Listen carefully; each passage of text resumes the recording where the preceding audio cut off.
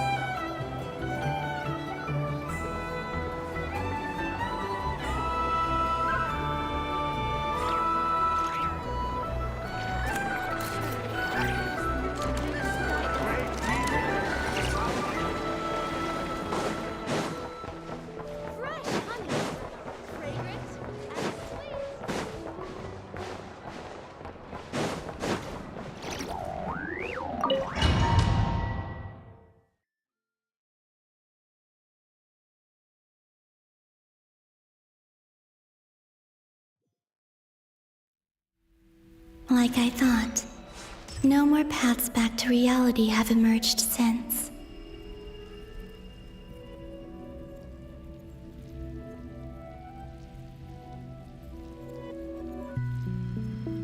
But how can I be sure that I'm going the right way without scenes from reality to keep me on track? I can't even be sure of how long I've been walking for. The further I travel, the less stable this space becomes. There are even moments where I can sense something that feels like abyssal energy. They can just materialize out of thin air. I have to keep my wits about me.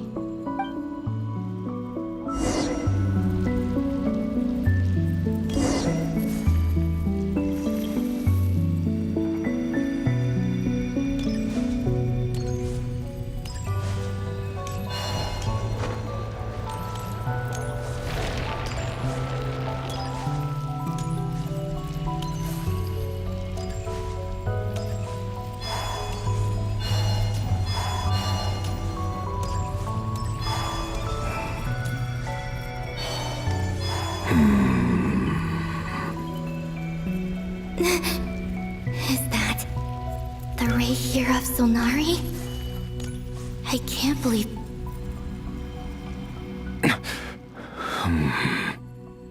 You are the moon goddess. But how? Please, there's no need.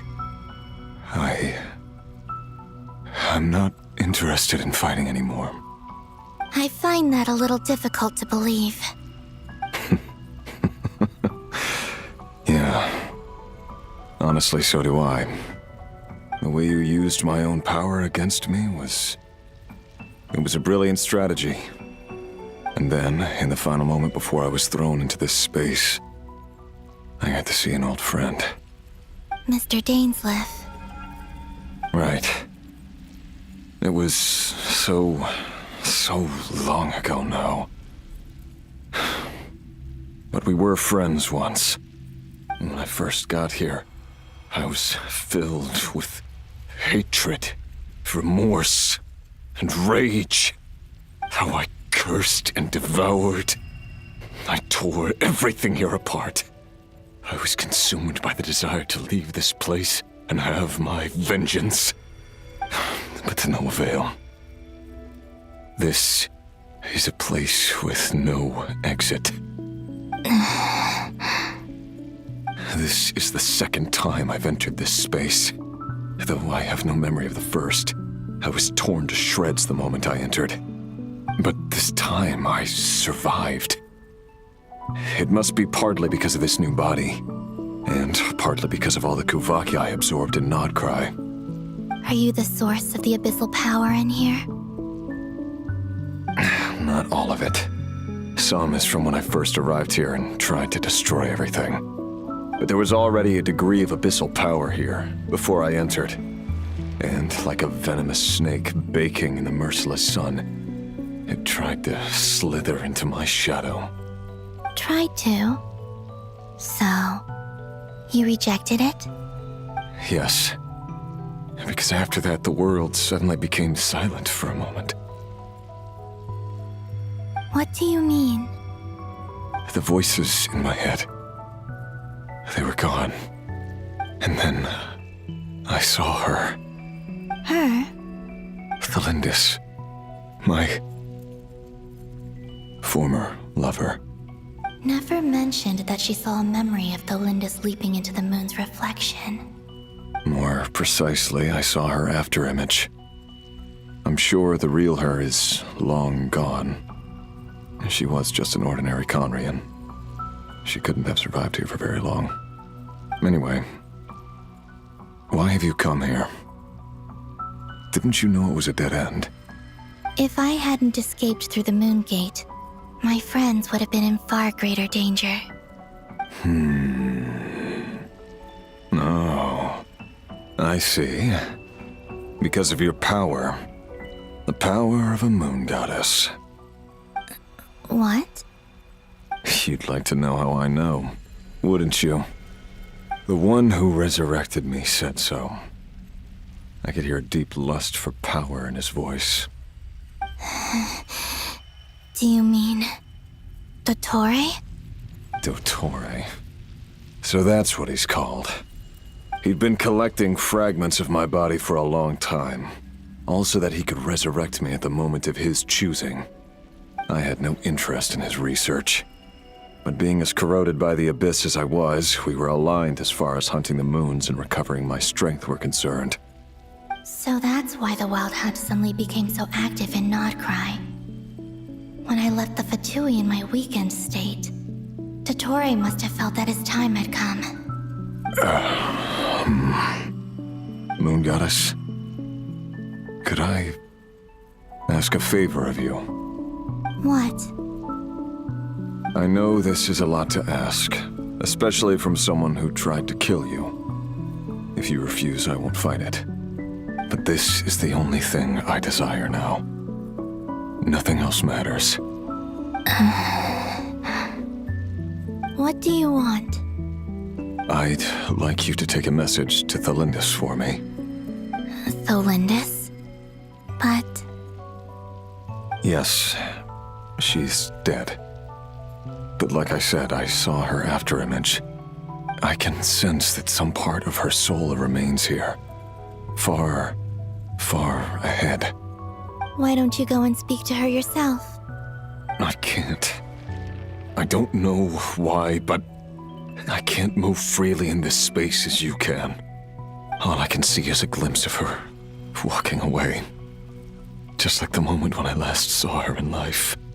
In return, I will clear these abyssal obstacles for you. No, not in return. I'll clear them for you, whether you want to help me or not. It feels like something I ought to do.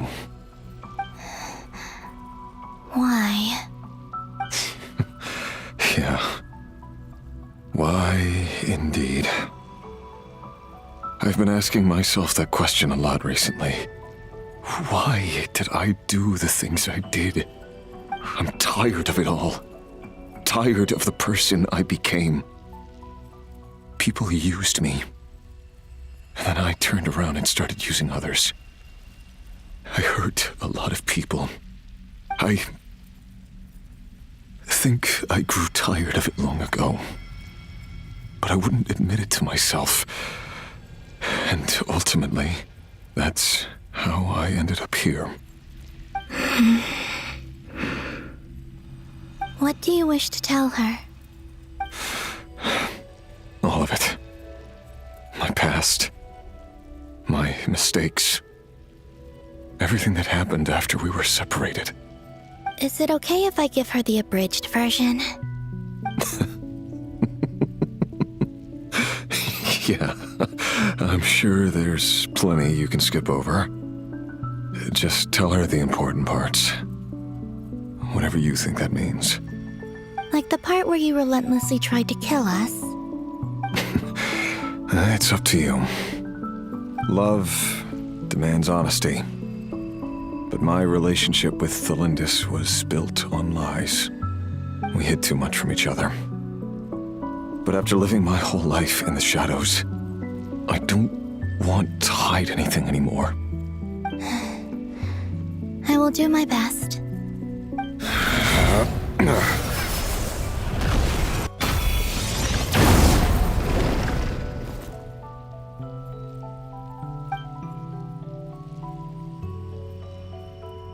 There. The Abyss will no longer stand in your way. Even though Mr. Dainsleif felt he had to fight you, I think he still regarded you as a friend. Dane? He said that you betrayed him, but he also felt great remorse at never having understood what you were truly going through. Why tell me this? Because if he'd known that someone could take a message to you, I believe that's what he would have said. Thank you. It means a lot. I know this will sound strange coming from me, but don't die, Moon Goddess. I can tell that you're determined to get out of here.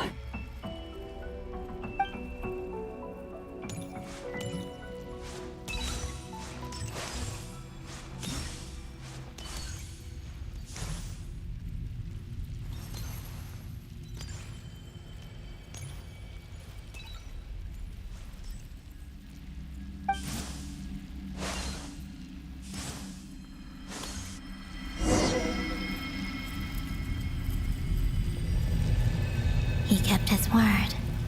The Abyss is no longer obstructing my path.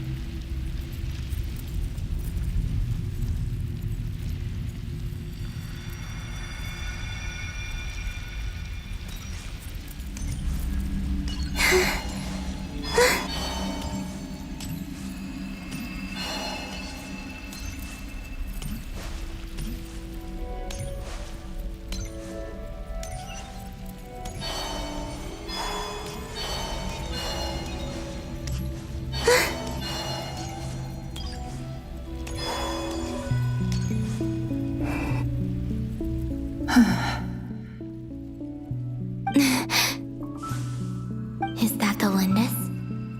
She wasn't far off at all. And yet, they can never meet. Hello, Miss the Lindis. Who are you? How do you know my name? I've never seen anyone else here before. You can call me Columbina. I promised Rerir that I'd bring a message to you. Rerir? My Rerir? Is he well?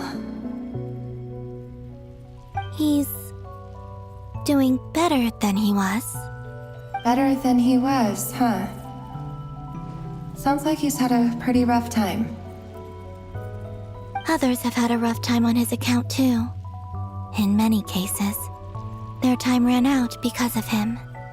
And I'm not just talking about the children of the Crimson Moon. So, things got worse before they got better. Could you tell me what happened, Miss Columbina? Are you sure you wish to know? Yes. This is my opportunity to learn the truth. No matter how hard it is to hear, I have to know. I admire your courage. However, time is short. I cannot stay here for long.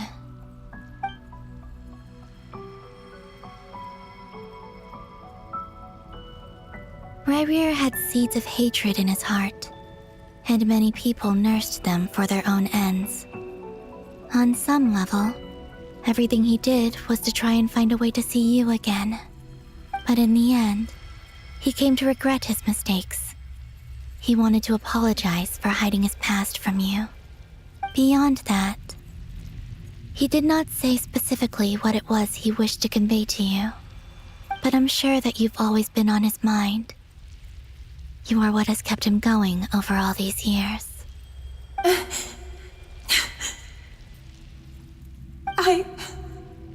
I'm sorry, Miss Columbina. This is so upsetting. I'm not sure how to put my feelings into words.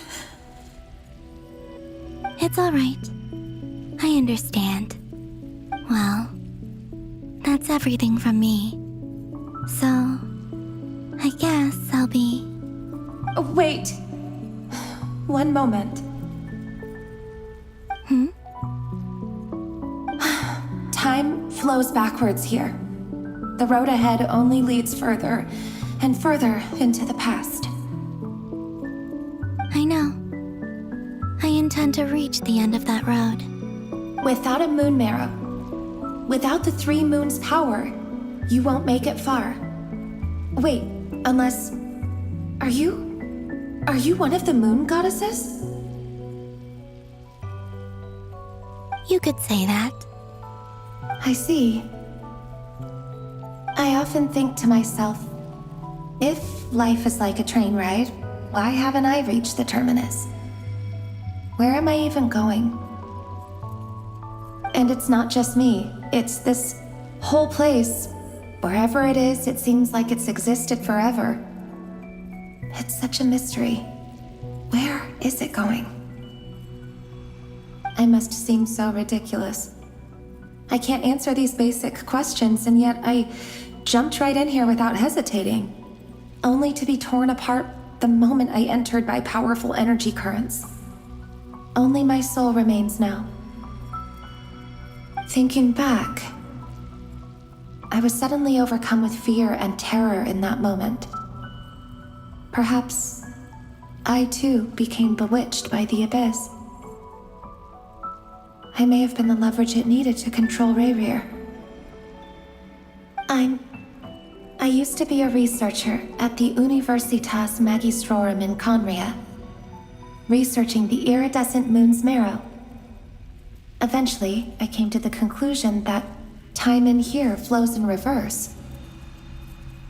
RYZEN was one of the Finster King's retainers.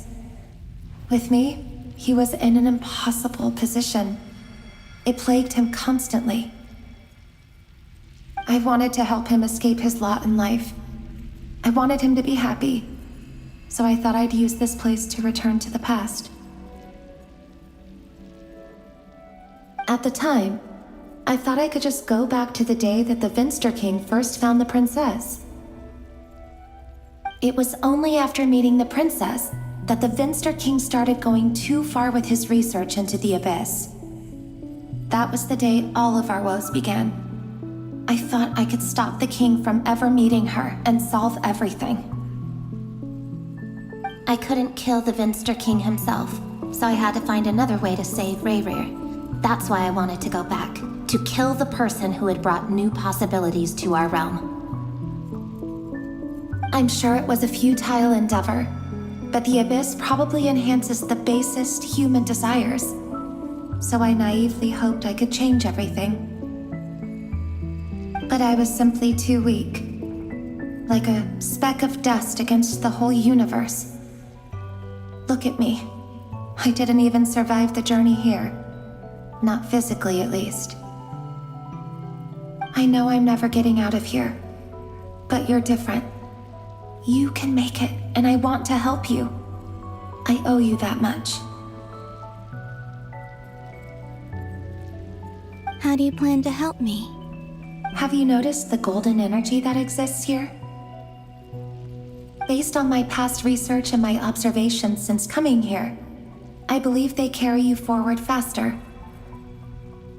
I can share what I've learned and help you understand the pattern in which this energy appears.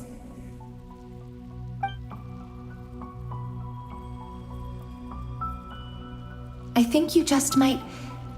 Now, I know you will be able to change the past. Also, I've been speculating about where this phase ends. The documentation was scant, but from what I know of the legends about the moons, the oldest ones seem to begin with Nibelung, king of dragonkind. I have no way of verifying any of it by this point, but if it's true, you might be able to reach that era if you keep walking. Understood. Thank you, Miss Thelindis. I'm the one who should be thanking you. If you hadn't entered this realm of everlasting death, what use would my deductions be? Thanks to you, they have some meaning. About RYZEN, I'm so sorry. For everything. It wasn't your fault. That's not true. Because we both feared bringing trouble upon each other, neither of us ever told the truth. And that dishonesty sealed our fates. But enough about that. I wish you a safe journey, Miss Columbina.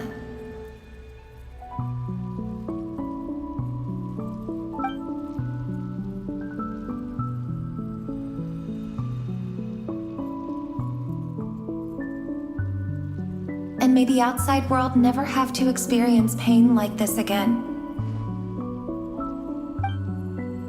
Reverie, you're there, aren't you?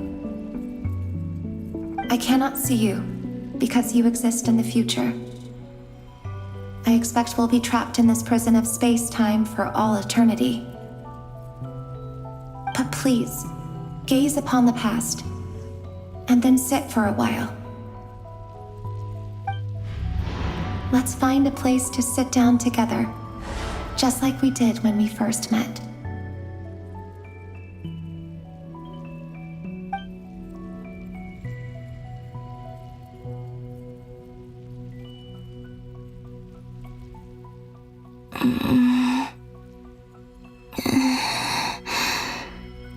How long have I been walking? How much further till I reach the end? Is there even an end to be found? Everything's getting blurry.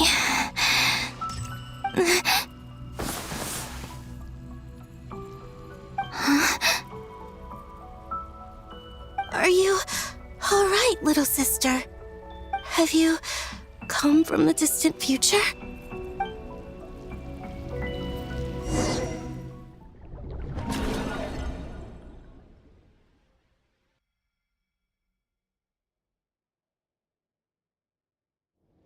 So, how exactly did the moons just disappear? Shouldn't it be a little harder to get rid of major creations like moons? The world is a vast and ancient place. On a certain scale, all life lasts for but a fleeting moment. Miss Nicole explained that the moon goddesses likely perished in the War of Funerary Flame. The moons themselves were also destroyed at that time, save for the Frost Moon, from which a new moon goddess was later born. Am I missing something then? 'Cause the stories say that the moon goddesses were born on the moon, but doesn't Columbina say she was born in Krai? Huh, you're right! Why do their birthplaces differ? What's the difference between the two generations of moon goddesses? Also, remember what Sandrone said? Her scans detected 4 moons. In other words, 4 moon marrows. Technically, the result of the scan means that 4 moon marrows were detected and positively identified as moons in that moment. In other words, this piece of information alone isn't enough for us to know how Miss Columbina is doing right now. Yep, we have no way of staying up to date on whether she's dead or alive. She's on her own for now. But at least she's trying her best to get back to us. Yeah. She's a tough cookie. And a sore loser, too. We have to trust that she'll find a way. Because we really need her power. As much as it pains me to say it, we've got no chance of beating Dottore in a straight-up fight. He's much too powerful. It wouldn't even be close. That maniac is going to devour everything in his path until he reaches us. We need to find someone or something that can stop him before he does anything worse. I'll be frank. Our only hope of defeating this false god is with a real moon goddess on our side. I'm not just saying this because Columbina's a friend and I want her back safe and sound. It's just the truth. And I know that even she was no match for him when he attacked, but I don't have a better solution.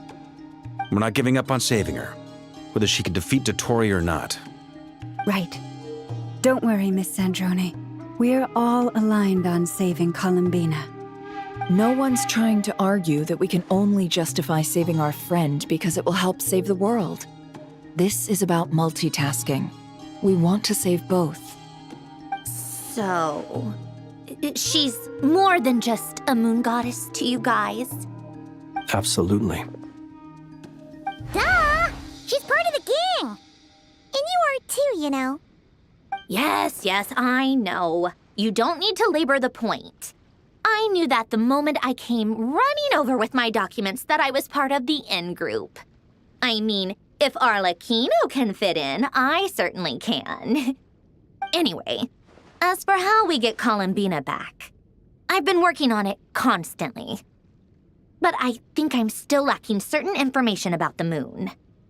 I'd probably get there if I could continue my calculations, but the problem is, I've run out of computing power. Computing power? You mean you need more energy? No, the issue isn't energy, it's processing power. There's so much data to get through that the whole process has just ground to a halt. That's a tricky problem. René de Petrichor of the Nazissenkreuz Ordo once foretold the fate of the world. But I don't know how he did it. My guess is that he used the primordial sea's power. However, that won't work for me. His methodology was vastly different from my own. What's worse, they're incompatible. And to top it all off, we can't even leave Krai. Ugh, this is so annoying. If I'd known we'd run into a bottleneck like this. Well, no, the design bureau's a bust as well. Curse that Dottore! Couldn't have made this harder for me if he tried. Oh, what do we do then? How about we grab a bite to eat and take a break? Maybe something will come to mind after you've cleared your head. You don't get it, do you? I'm trying to calculate the fate of an entire world here. And I need accurate results, not big prophecies. Where the heck am I gonna find the computing power for that? Ahem. Anyway, time to shelve the discussion on technical difficulties. Being a killjoy isn't very ladylike after all. Either way, we've done what we can. Rest well, everyone. Remember to let us know if anything new comes up. Hat guy? Is he hinting that we should talk outside? Let's go somewhere a little more private.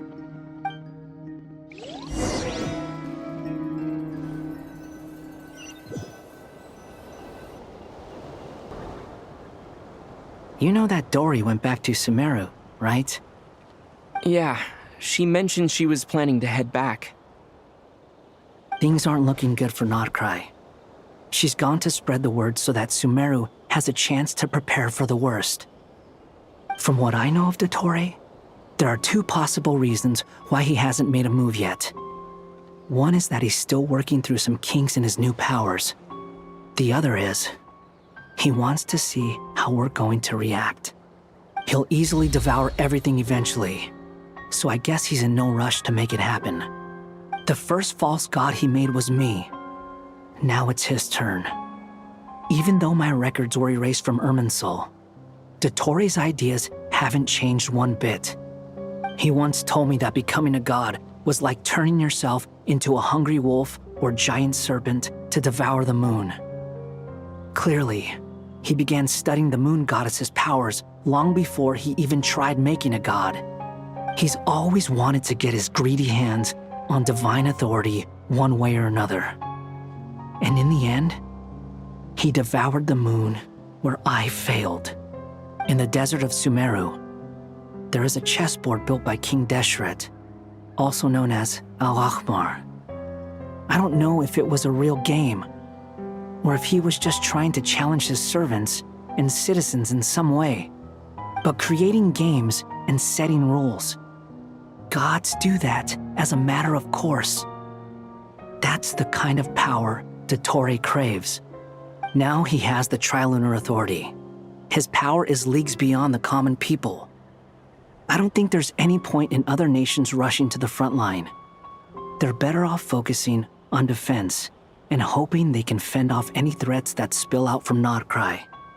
Either way, Dory will inform Lesser Lord Kusanali, and she will contact the other gods in turn. The Seven will have some recourse available.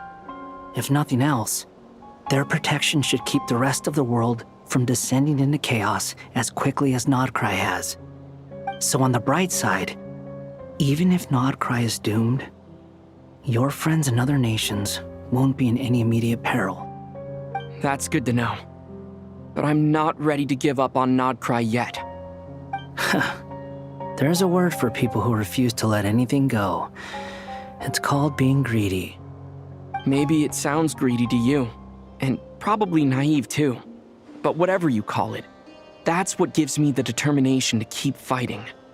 Battles are fleeting, but the will to fight is a long-term commitment. Give up for even a moment, and your resolve will shatter. Why do you always feel the need to do the right thing? No one is born to be a savior. I mean, who's gonna criticize you if you fail or give up? Don't take this the wrong way, but Dottore said something similar to me. I guess the Fatui attracts people who don't believe in saviors. Not necessarily. It's less about belief for me. I just want to know how determined you really are. After all, I don't owe anything to anyone else here. Only you. You look kinda worried. If your arch-nemesis was about to achieve their ultimate goal, I think you might feel a little worried too. That's true. Dottore is about to become an omniscient, omnipotent deity. That's gotta be a bitter pill to swallow. Still, you're calmer than I expected. Obviously. I have to admit that my past self was a reckless fool who misunderstood not only the point of revenge, but how to achieve it. And as much as I want my vengeance, I know I'm not gonna get it by acting alone. If the world's taught me anything, it's to think before I act. Too bad it never taught me any other virtues, though. So, I am going to destroy Dottore, no matter what it takes. So, what's your plan? I'll get to that. First, tell me, what do you think of Sandrone? Just like Paimon said, she's a friend, part of the gang. How much do you trust her? This is a serious question. Think carefully before you answer. Although she's with the Fatui, she has her own values, and she's helped us a lot. If nothing else, she's clearly going the extra mile for Columbina. I see no reason not to trust her. If you say so. In that case, the three of us need to talk. I have some thoughts about her computing problem. It can be solved, but it will come with a cost. How much? If I can afford it, I'll cover it. Sometimes your heroism really backs me into a corner. You know that? Come on, let's go talk to her.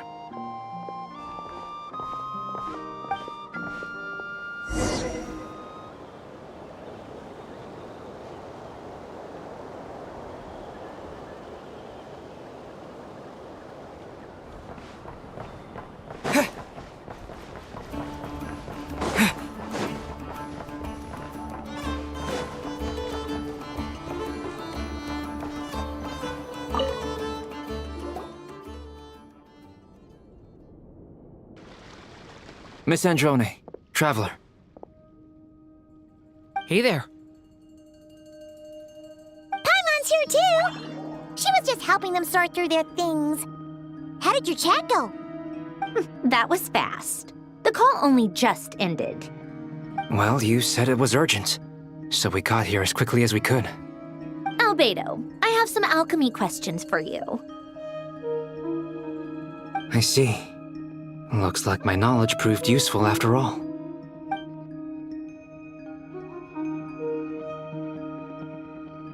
If I might ask, what is the end goal for the modified formula you'll be using? I needed to predict the future of the entire world. But I've run into some teething issues since trying to implement Renee's theory of the 4 Orthants. I see. I'll have a look at it. Still, computing power is the real issue here. How do you plan to solve it? About that, it's been sorted. Oh, with the Traveler's help?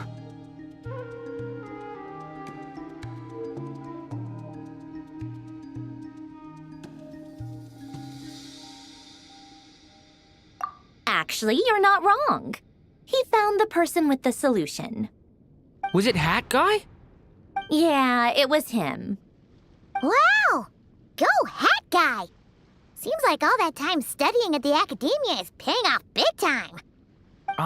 But where is he? Wasn't he the one who asked Albedo and I to come here? Come with me.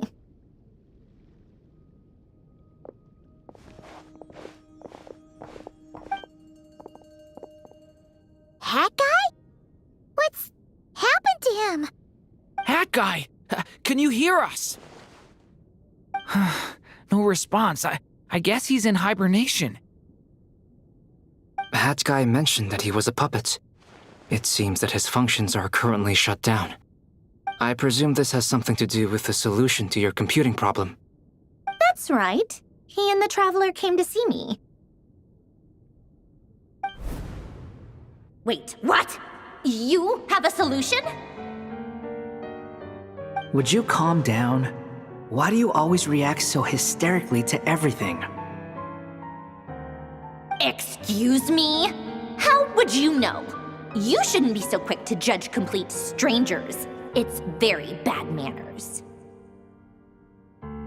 Oh, please.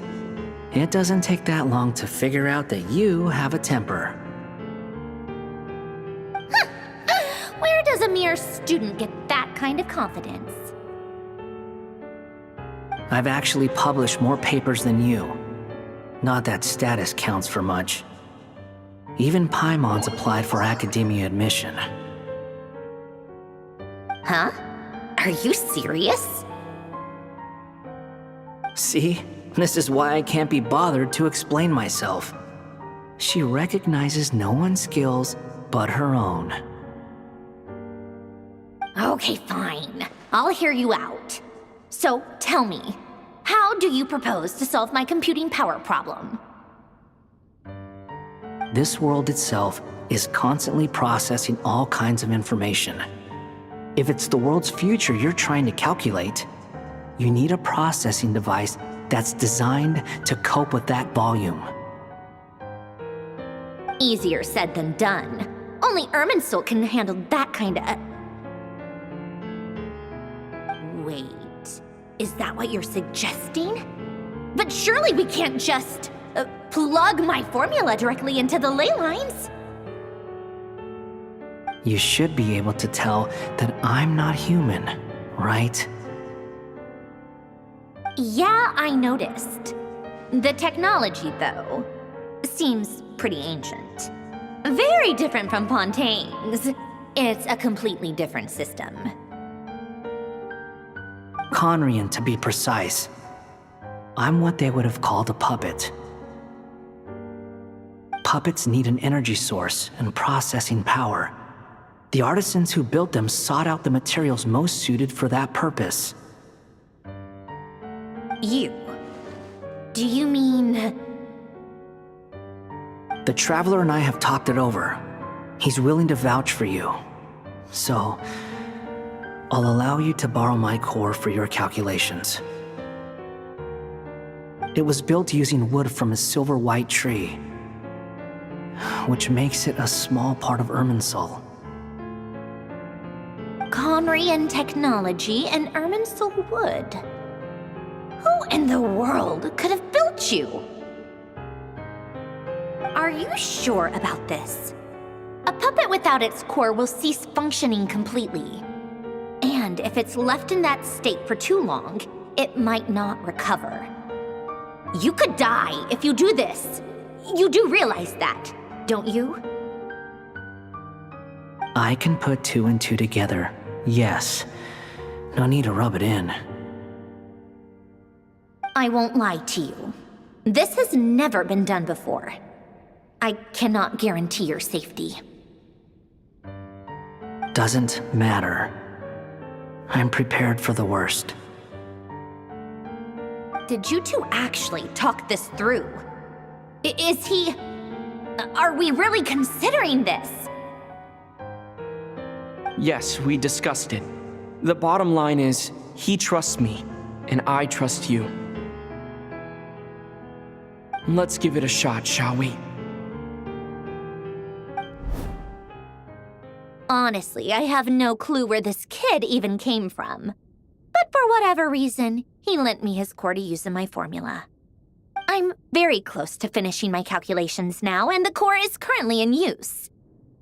So I'm sorry, but I can only show you a sketch right now. This is what the core looks like. A silver-white branch. It certainly matches the legends told about Irminsul. Is Hat Guy gonna be okay? He's not gonna die, right? Right? In theory, he should be fine. As long as we put his core back in time. Beyond that, all I can say is that I'll try my best to avoid risk and make sure the core doesn't sustain any damage. I think I know why you called us here now. Someone needs to watch over his body and make sure it's protected until the process completes. Correct. He said that the only ones he trusts here are you two, and the Traveler. And the Traveler will have other work to do.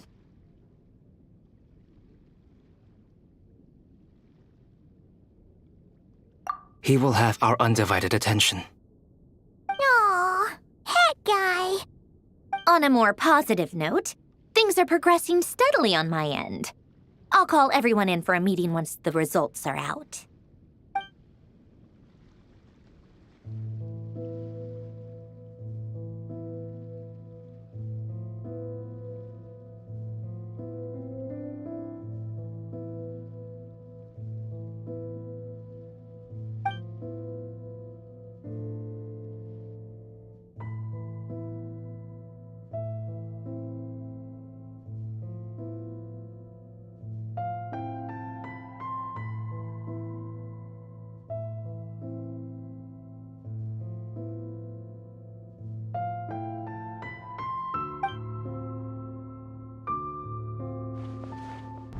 The worst case scenario with the core removal is either a system reset or a total loss of function. But I'm not afraid. A quiet death should have been my fate long ago. A core is completely different from a heart. It's like another vital organ entirely. I never believed it could be a true replacement for what I sought. But in the end, it turns out the core was more useful to me. Pretty funny when you think about it. It's like the punchline of my entire life. Do you think there's any difference between a puppet and a human? If not, then this would just be another samsara. I have already experienced both a past life and a next life. Part of me wonders whether I'm only capable of making this decision because I've become a real human. What's with that expression? Isn't this a good thing? Sandrone will succeed, won't she? She has to. She will. We all have to persevere until this is over. That's right. And I'll protect you all until a moment of victory arrives.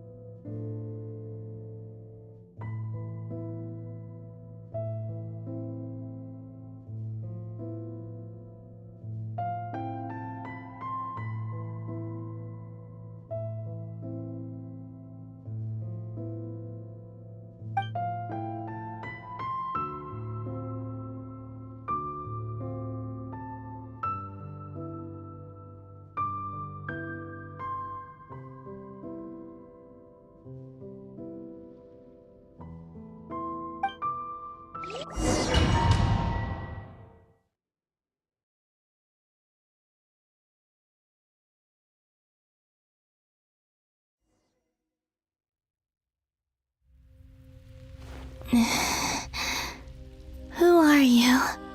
Call me Sonnet. have the same power as Canon. Sonnet. So, you're the goddess of the iridescent moon? Oh, goodness. You recognize me? Well then, what's your name? Columbina. Columbina Hyposelenia.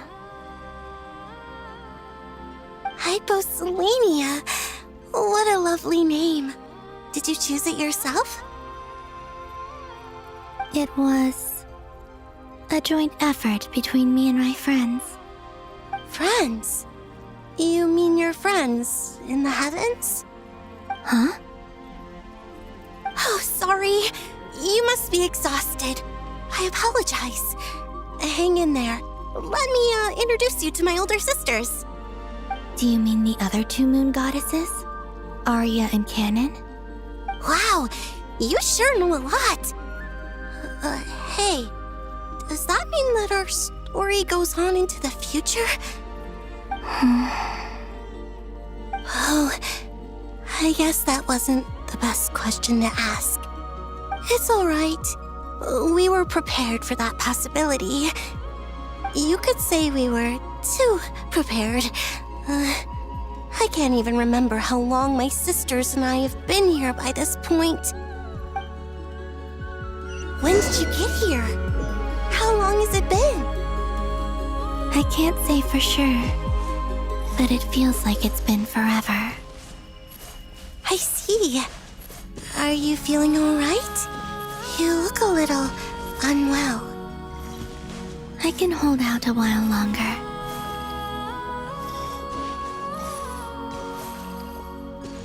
We don't have far to go. The place where my sisters and I are based is just up ahead. Don't worry, they're both really nice. I'll introduce you.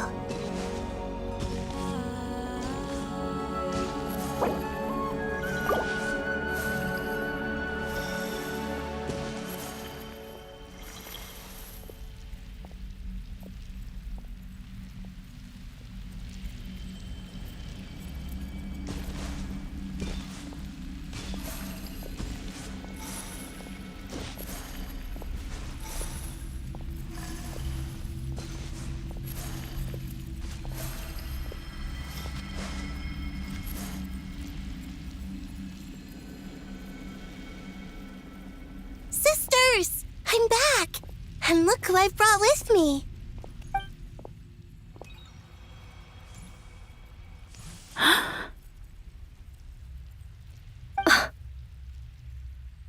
It's our lovely little sister, born in the far future. The pleasure is all mine.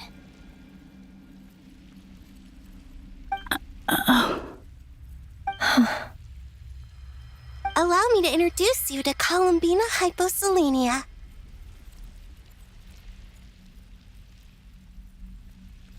This is Arya, the goddess of the eternal moon. And this is Canon, goddess of the frost moon. Canon, don't you think Hyposelenia's power is similar to yours? Hello, Columbina. I apologize for our startled reaction just now.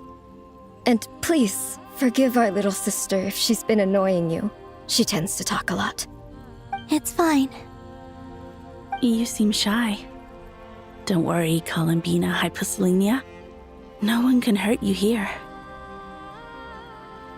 Could you tell me where here is? Please. I must know.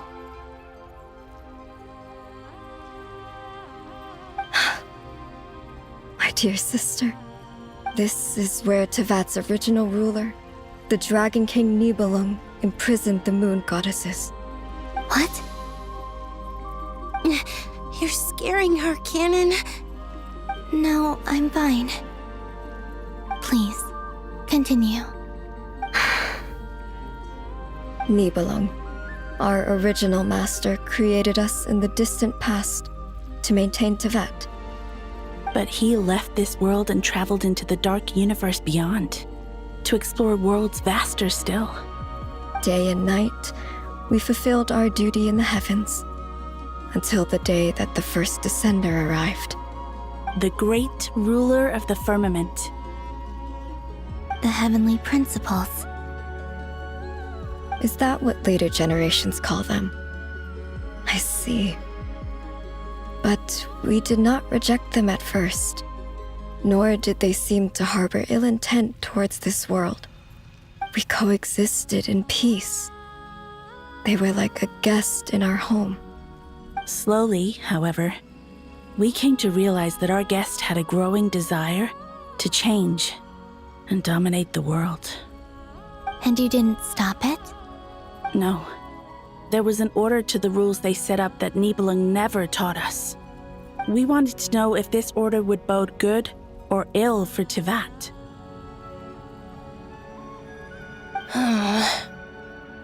All right. Canon and I wanted to know. Sonnet was against it from the outset. Later, we discovered that this great ruler of the firmament bore an almost paranoid hostility toward the desire of certain life forms to seek power. Or perhaps they feared them. They would even cast down celestial nails as manifestations of their power, to punish the civilizations of the world below. Only this was far beyond mere punishment. Right. Their rules brought order, but the price people paid for merely testing the limits of those rules was far too great. I did everything in my power to help the punished escape catastrophe, but still, too many lives were lost. The ancestors of the Frost Moon Scions were some of the ones you helped. But just when we had decided to take countermeasures, the Dragon King, Nibelung, returned. And so began the War of Funerary Flame. So, that's the name the world gave that war in the future.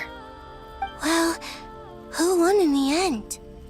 As far as I know, the Heavenly Principles won, although it came at a great cost. They remained in Tivat, where they continue to rule to this day. And the world's original master, the Dragon King Nibelung, was destroyed. And what of the moons? Are there still 3 moons in Tivat's skies? You can tell us the truth, Columbina. We know we are but remnants of a bygone age. We are prepared for the answer. Only the Frost Moon remains.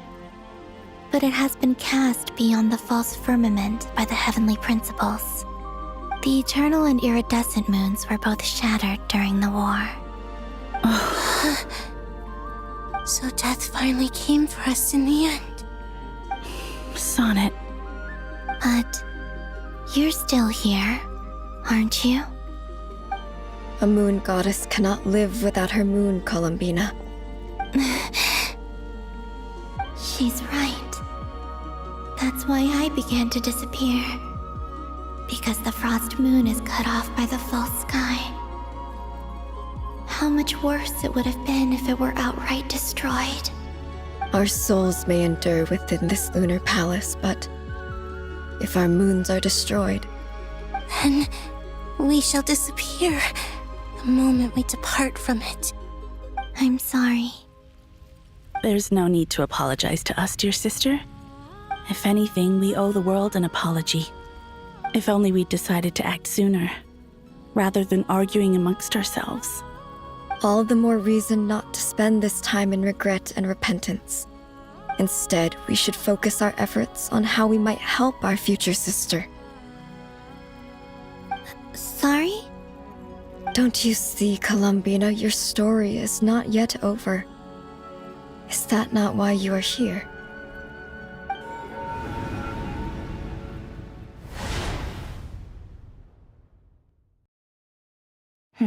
It's done. Initiate numerological array. Continue running primary process. Calculate the world's fate through extrapolation. And identify nodes of potential change. Secondary process, scan for moons. Still 4. The number of moon marrows hasn't changed. Wait, let me think.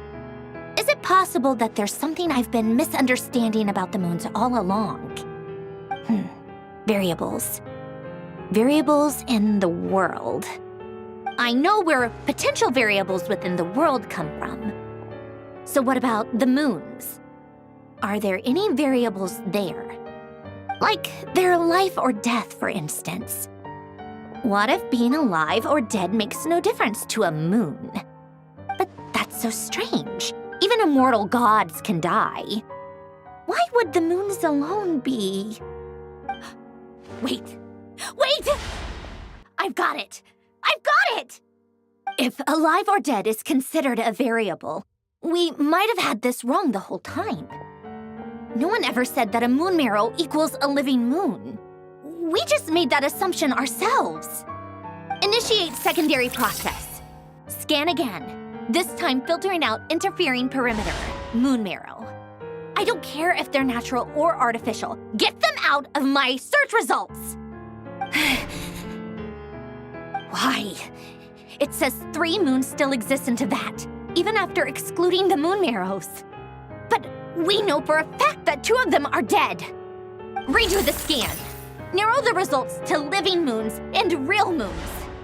No, scrap that. Narrow it down to moons that have lunar authority and remain alive. Why? Why is it still 3? What is this, Columbina? Has the world lied to us? Or are you the one pulling the wool over our eyes?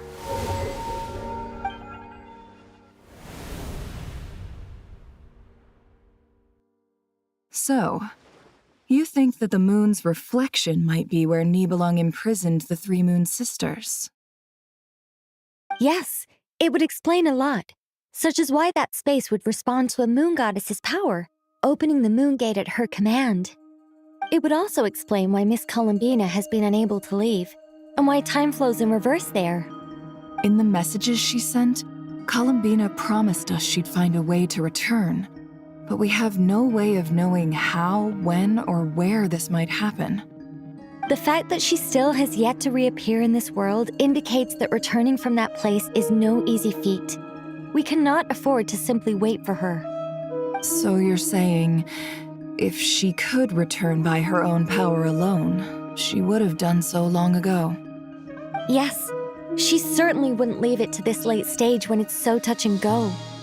I've been giving this some thought, and I've come to believe that Luanatar might be an anchor that she left behind, as a sort of future waypoint. This could also explain why Luanatar is always by the traveler's side. Sounds like a plausible theory. If that's the case, there must be some criteria we need to fulfill to allow Columbina to return to the present. The question is, what could they be?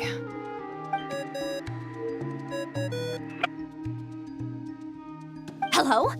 Listen up! This is extremely important!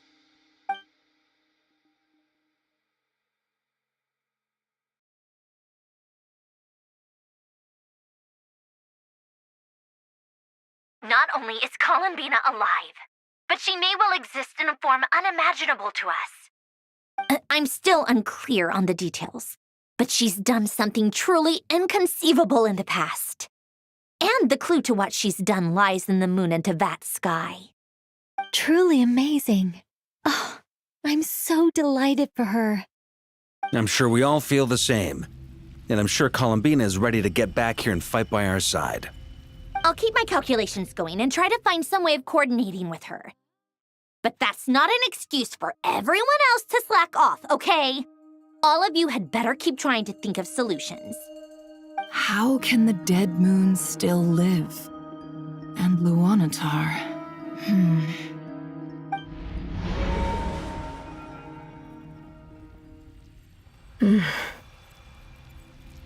It's hard to believe that's what will happen in the distant future. Our authority is linked to the most fundamental rules of Teyvat. I suppose it's no wonder that many would covet that power. I didn't realize that when you said friends, you meant people who live down in Teyvat. That's so lovely. I always wanted to go down there and have some fun. Have you ever tried leaving this prison? Of course. Between us, we've tried everything. But no matter where we go, this space will eventually bring us back here. It's like the center of a whirlpool. Everything ultimately converges here, at the moment when Nibelung imprisoned us. In that case, have you tried using any of those pathways that connect this space to the real world? Sorry?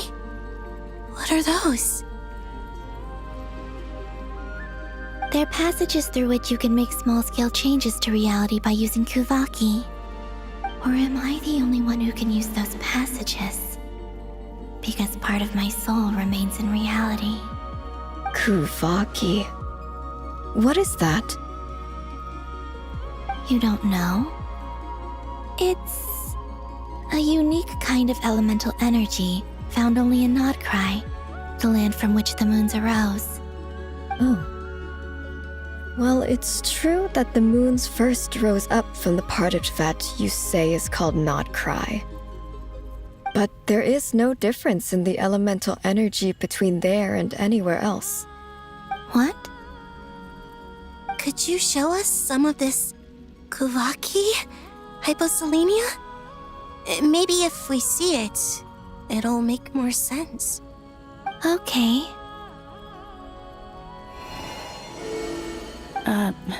Isn't that just your power? What? But it's everywhere in Krai. In the air, in the land. Even the creatures who live there have adapted to its influence. How curious. This Kuvaki certainly did not exist anywhere in the world before we were imprisoned. Let alone influence living creatures. So, how exactly does it affect them anyway? Can they float in the air like us? This is so strange. Why would their reality differ so much from mine? Columbina, you're looking for more than just a way out of here, aren't you? Yes. If I am to help my friends, I will need tri-lunar authority on par with that of our foe. You mean... you'll need our power? This sounds extremely risky. The Three Moons' powers are not mutually compatible. Concentrating them into one goddess will be a very painful process.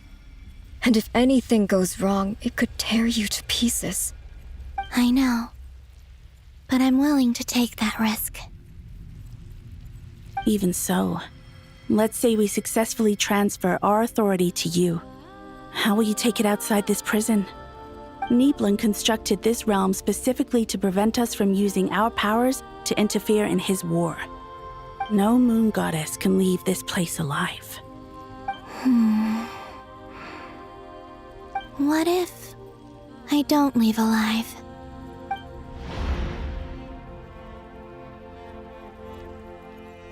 Where do we even start? How are we supposed to figure out what we're meant to do to help Columbina?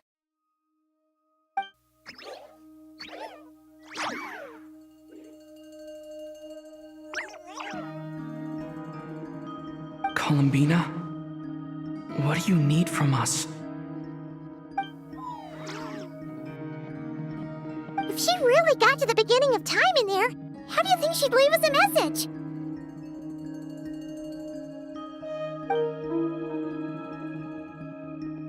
You don't think she'd write it down on a stone tablet somewhere in the hopes that we'd find it, do you? Seems unlikely. Columbina may not talk a lot, but she thinks deeply about issues like this. Let's review what we know. This is the Columbina who fought alongside us against the Reikir of Solnari, and with whom we celebrated Moon Prayer Night. She knows our personalities, our ways of doing things, even our unique strengths and abilities. So, If she wanted to tell us something from a long, long time ago, what would she do? Oh.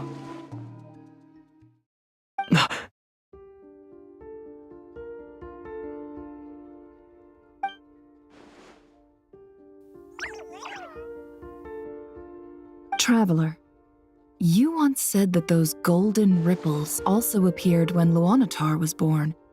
What if Columbina left Luanatar here, not just as an anchor to the real world, but for some other purpose?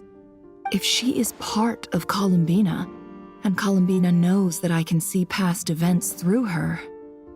Oh yeah! Like when you peeked into Rarer's past through his heart! Never, wait. If you're right about this, and you can really see past events through Luanatar, your eyes, they'll... Oh, I know. Looking at Rerir's past in Conria was already enough of a strain on my eyes.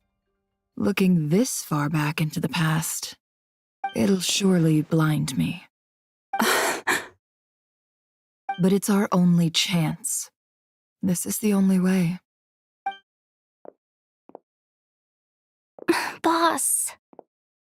We spoke about this once, a long time ago. Do you remember what I said, Yehoda?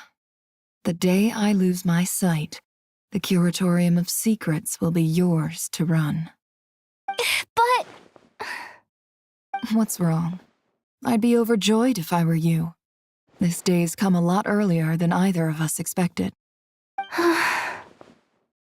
I need to know you'll honor our agreement, Yehoda. Promise me. Yes, Boss Neff. I promise. Are you sure you don't want some time to think this through? What is there to think through? I should have gone blind after our battle with Rerir. Frankly, it's almost criminal that I got away with it for this long. Then at least let me take some precautions on your behalf. And if you really do lose your sight, I'll visit your office every day and make sure you're well looked after. Oh, please, anything but that. I was actually ready to go through with this. Are you trying to scare me into backing out? As if I could ever scare you. I'll assume you're just joking to calm your nerves. All right, enough chit-chat. Let's do this.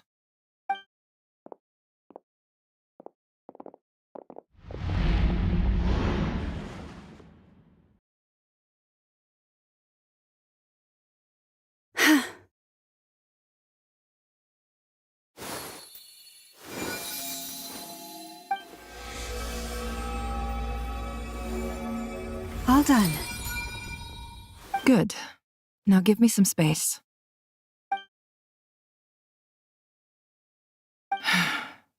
Come on then, little one. Show me what happened in the past.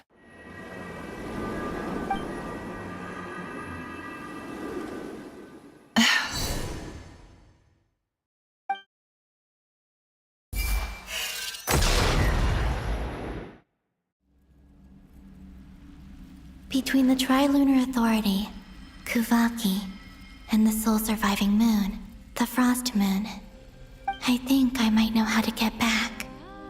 But I will need my sister's help. Time to go talk it over with them.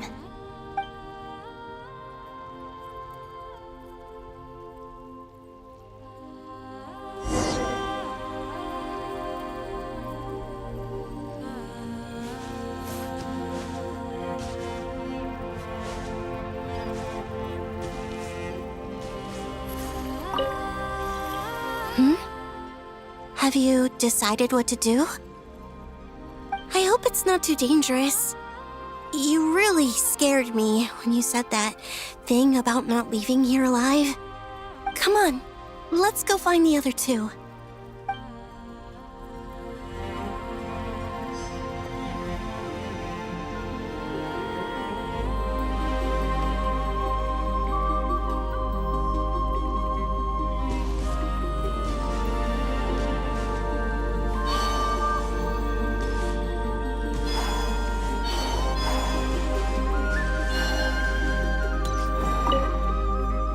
seems you have reached a decision. I'm all ears. What do you propose?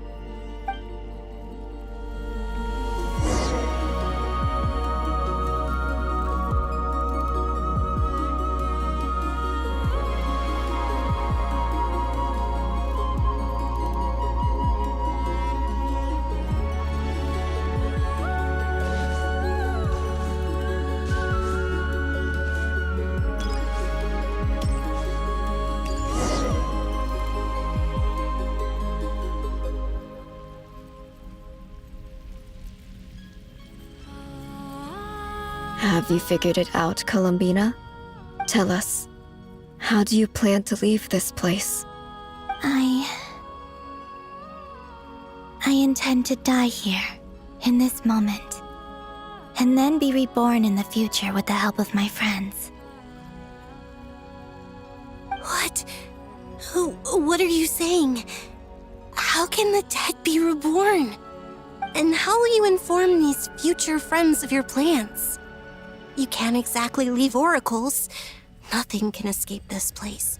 Not a single ray of moonlight. And even if you found a way, what if they never find the message you left for them? You'll...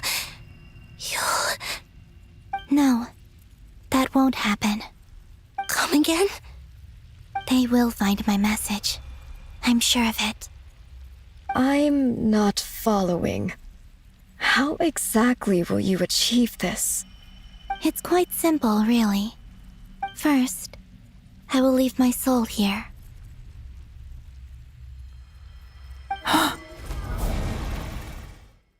I see it. Your soul? You mean your divinity? Yes. I once left a portion of my soul in the future. One so small that this prison barely noticed anything. In this very moment, she can resonate with my soul across time. When the time comes, I believe that she can serve as an anchor to pull my soul from here back to the future reality. Just as gravity connects the world to the moon. Exactly. In the future, where I came from, the moon has been cast beyond the false sky, but I can still feel that it is there. In a similar way, I can feel a connection to the soul fragment I left behind even now. My friends can use it to detect my presence. But how do you just leave your soul here? Is that even possible? On my way here, I met an ordinary mortal who entered this place long before I did. Her body is long gone, but her soul remains. And before that, I encountered an old enemy whose entire soul survives here intact, while the power that once corrupted his body has faded away. So, perhaps this space is specifically designed to imprison divinity and authority, but not the physical body. Still, even if your body can escape, would it not just be a lifeless husk without the soul inside? Wait, is that what you meant when you said you wouldn't leave alive? Yes. I shall turn my body into moonlight and pour it over Krai. That power shall protect the land and quietly blend into it, awaiting my soul's return in the future. However, I cannot do this on my strength alone. I would need your help to do this, so I'm humbly asking for your assistance. Oh, dear sister, you need not be so formal. As I said before, we are but remnants of a bygone age. You, on the other hand, were born alone in that distant future, and you have walked a long and lonesome road since then. How could I bear to let your story end here in this dungeon? Don't forget, we are your sisters, your family.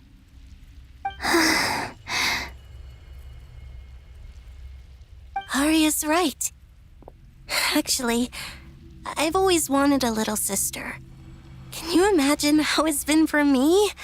Getting nagged by two older sisters all the time. Now, I finally get to be the big sis. And not just that, but I get to help you return to your world, too. How could I say no to that? Sonnet. Canon?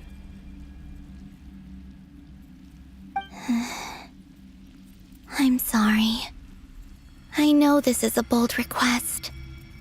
The Frost Moon is rightfully yours, and it remains intact.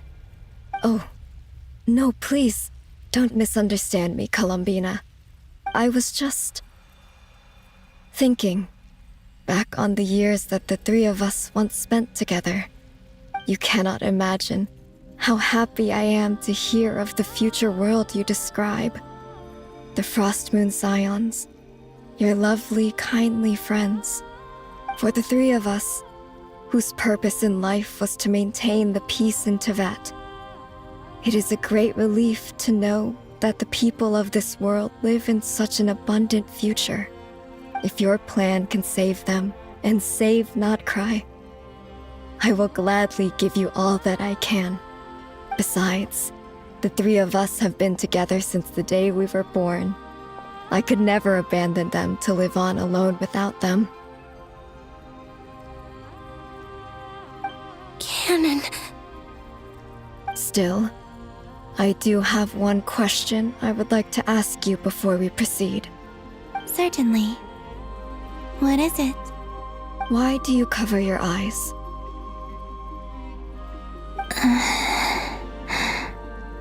Yeah, I was curious about that too. But it seemed personal, so I didn't want to intrude.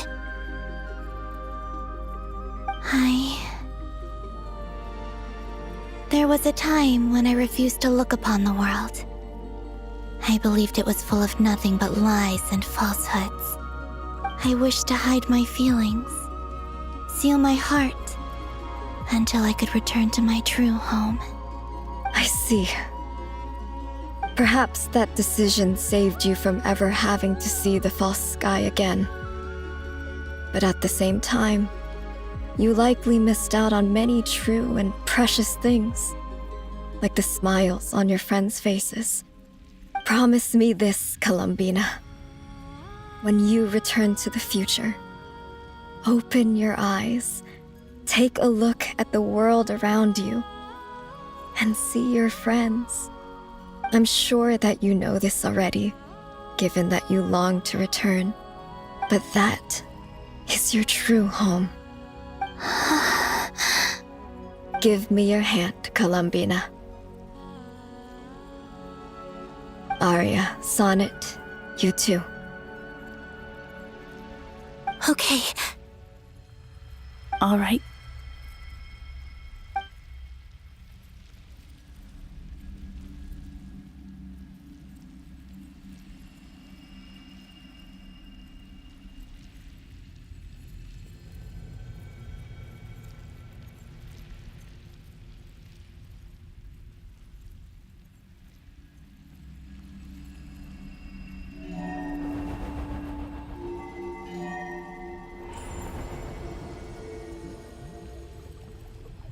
We once were the song sung for eternity, but now it is you who must continue to sing. We once were the tides in the great river of time, but now we subside, and you arise. We were the messengers of madness and inspiration. But now, the lies have faded, and your truth must endure. We are souls awaiting the sun. You must return to be with those who smile when they see your face.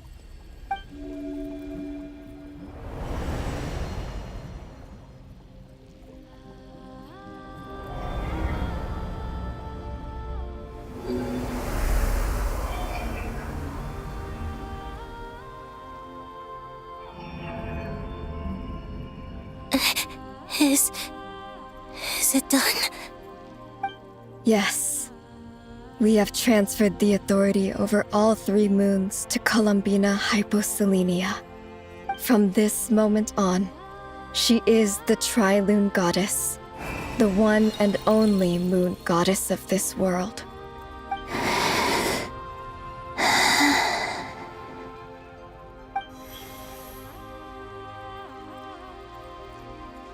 Thank you. Thank you, my sisters. Now go, and do what you believe is right, Columbina Hyposelenia. Be aware that we cannot grant you the power of the three moons beyond these prison walls. The conflict that arose over their remains following our disappearance will still take place. I understand. Sisters, oh, my body. It feels... Now that we have given up our power and authority, our bodies are merely mortal shells. This prison is dissolving them as we speak. It's okay, Sonnet. The end must come for every god, just as it does for every human. That's all this is. The final destination of our lives.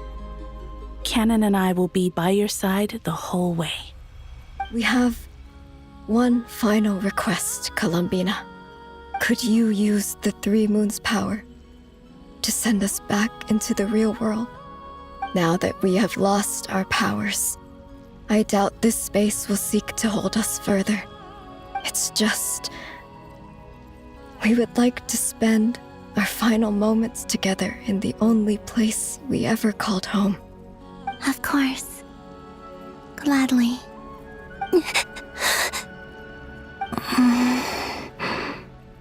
Sonnet. Yes? Don't... I wish I could tell her not to give in to the abyss. Not to be afraid.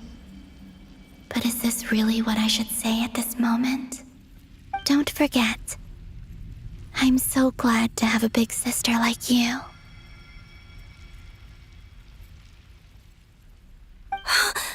No, Hypo. Thank you. I'm okay. I'm not afraid. As long as my sisters are with me, I won't be afraid.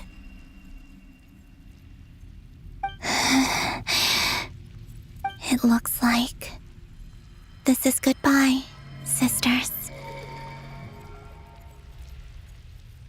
Goodbye, Columbina.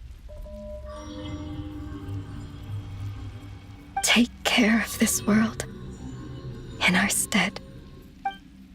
I will.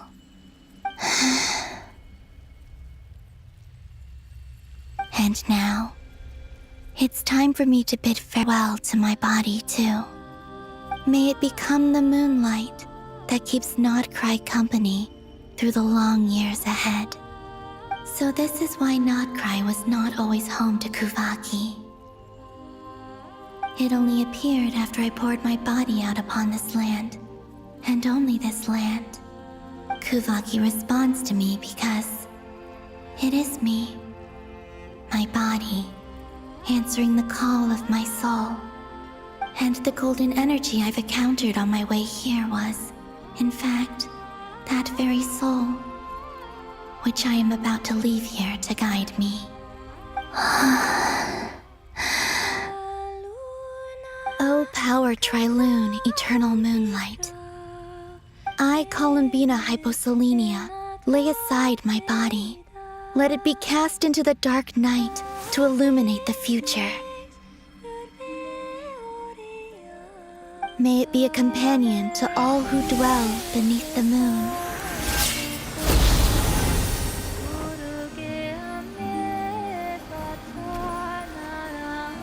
Until the time comes for me to return home.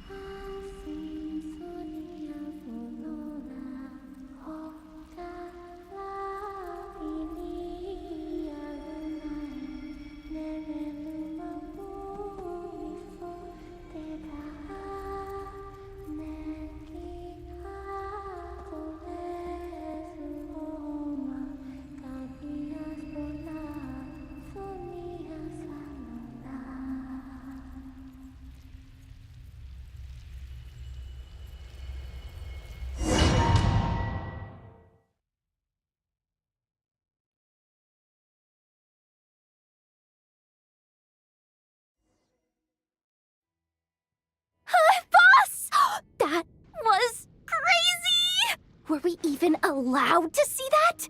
Is anyone? Oh, can you still see? How many fingers am I holding up? I see 2 fingers, and a look of sheer terror on your face. Truly astounding, Miss Nefer. Your eyes have glimpsed the very ends of the world, and yet they remain as sharp as ever. Or is the credit for this miracle due to Miss Lauma? It seems that even time itself is no match for your medical skills. Surely you jest, Mr. Flint. I suspect we have Columbina to thank. She must have realized the immense toll that the ritual would take and purposely set aside some of her power in the past to protect Nefer's eyes when this moment arrived. There is always a great price to pay for witnessing the truth, but it seems that this time, Columbina has shouldered that burden on our behalf. She chose the perfect method of getting a message to us. Though her eyes were always shut, she was clearly so perceptive. She knows us well. She knew exactly how we would think and what we would try. Despite being separated by time and space, we're seeing the same possibilities and seizing the same opportunities. We still don't even know if she's okay right now. But as long as there's a chance we can do something, we'll fight to make it happen. We'll get you back somehow, Columbina.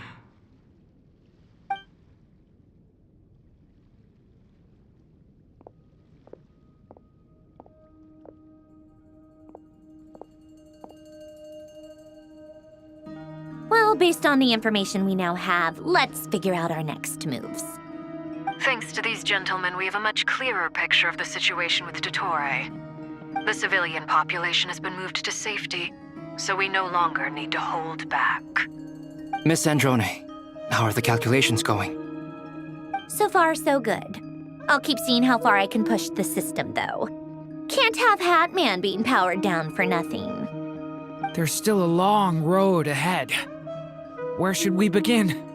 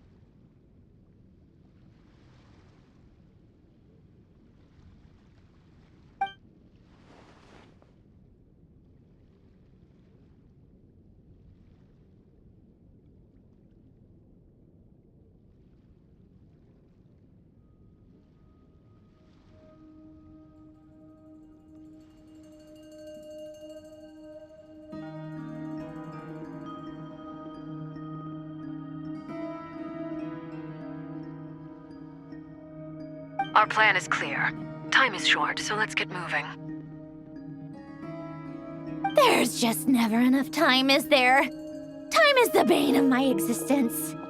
Ugh. Anyway, I'm gonna get back to work. All right, we'll do our part too. Yeah.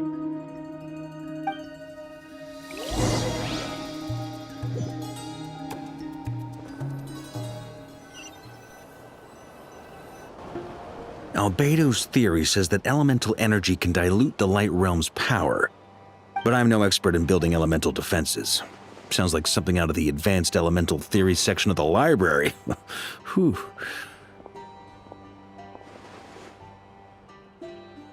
You seem quite troubled. Well, yeah. I mean, who doesn't get a little flustered when they're completely out of their depth? You were the very picture of confidence back when you approached the Hexen Circle. I could have been faking it through that whole meeting for all you know. Who's to say I'm not just a Ball of nerves in a charming and gregarious package. Oh gosh, really? I'm so sorry. I had no idea. Well, you're all the braver for it. Still, I was much more in my comfort zone than I am here. At least in Mondstadt, you can cry for help from a cliff top and actually stand a chance of summoning Barbados himself. Things have never looked bleaker than they do now. If we don't pull this off, Tevat's doomed, isn't it?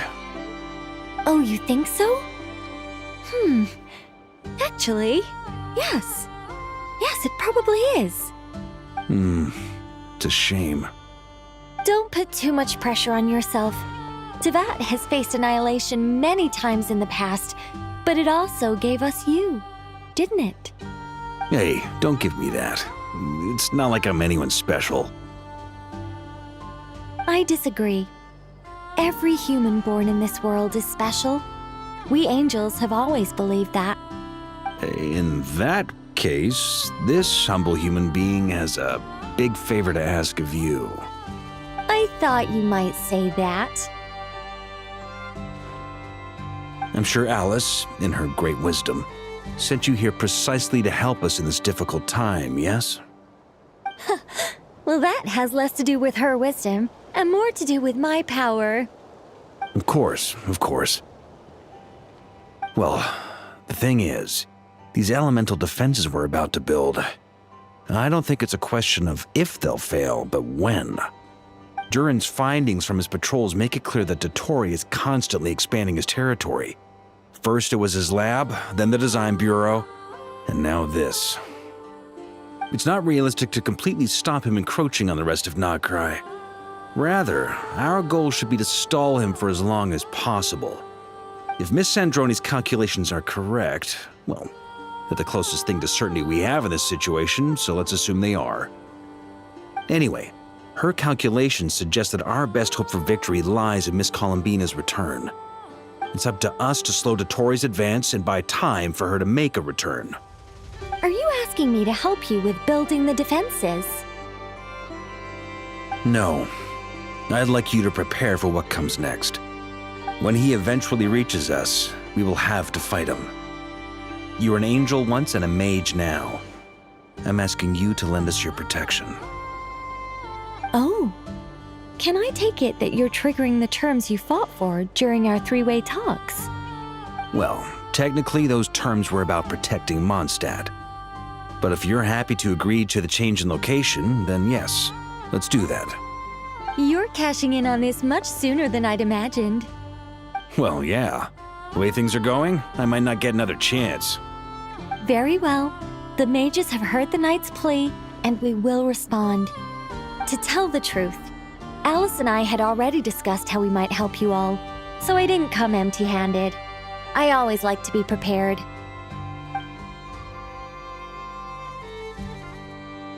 This is...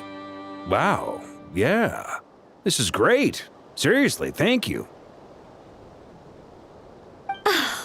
It's been many long years since I had a chance to dazzle humanity with a little divine intervention. To humbly serve as a reliable and responsible guide. Anyway, Knight of Boreas, please accept this gift in recognition of your great virtue. Go now. May the angel's blessing deliver you safely to your destination.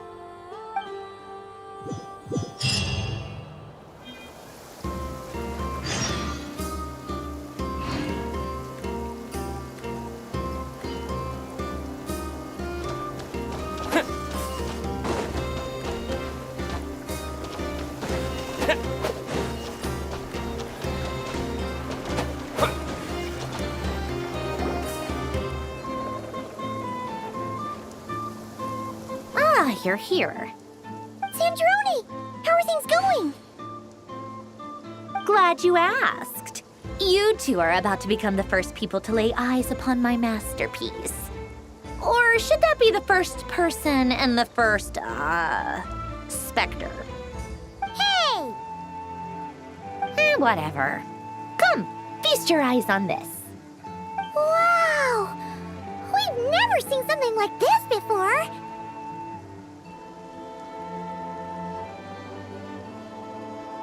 This meter displays the progress of my formula. Currently, it's still making the most important connections. Once it's finished running, I'll deliver it right to your side. And then, we can finally bring Columbina back. What do you mean, deliver it? Can't you just tell us over the Dodo communication device? It'll just be some numbers, right? Ugh, you're such a greenhorn. This isn't the kind of formula you solve in math class. It's a highly complex algorithm capable of constructing a framework of rules. Ugh, whatever. We'll be here all day if I start trying to explain it. All you need to know is the formula must be completed before we can bring Columbina back.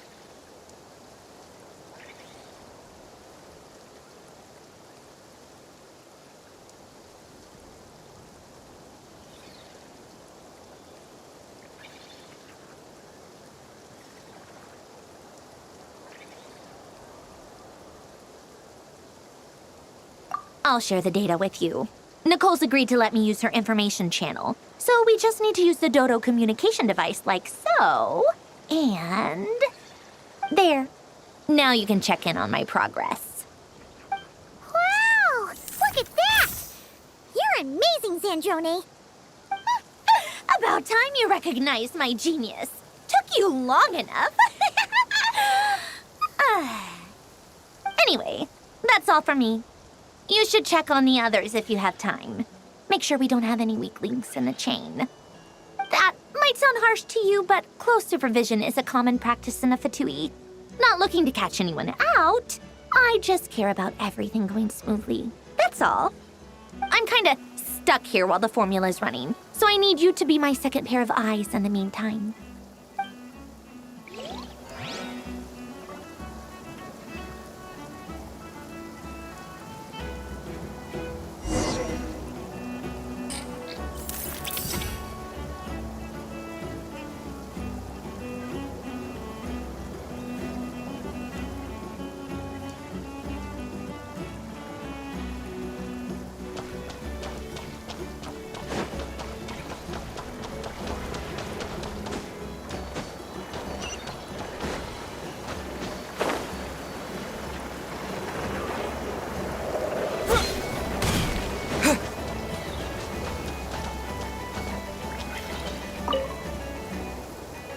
Traveler, Paimon, a pleasure to see you both. Twins! How's everything coming along? Fairly well, if I do say so myself. Personally, I am ready to confront Dottore head-on. Ooh, you sound much more serious than usual. To be honest, I am not usually fond of exercising my full strength. For one thing, it's hardly conducive to maintaining a low profile. Besides, I believe one should have the right to choose when to show their hand. I am conserving my strength until the moment of battle is upon us. Anything to boost our chances of victory. Seeing you get into the zone like this really puts Paimon at ease. Huh, Traveler?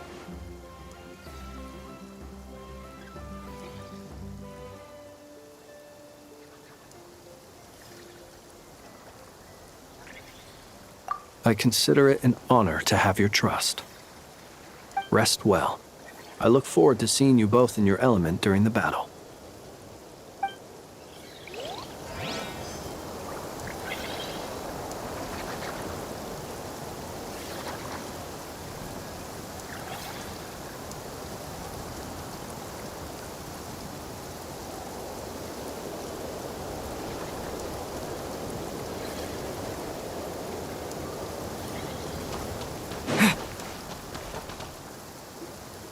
Yes, Miss Moonchanter? What are you staring at? You always address me in the strangest ways. Lady Moonchanter one minute, Miss Moonchanter the next. Yes, and? Are either of those incorrect? Not as such. It's just that I simply call you Nefer nowadays. Uh-huh. That's my name. What's your point? The point is I don't add any honorifics or titles. Meaning what? That maybe we're on friendlier terms now than we used to be. Is that how you see it? And I thought I was the one with eye damage. Never! Wilma! Paimon, traveler. Just swinging by to check in on you. How are things going? Did you manage to get some rest? Don't worry about me. I won't slow us down. And I give my all to ensure our victory. Ah, yes. Allow me to give you two a quick checkup. All done.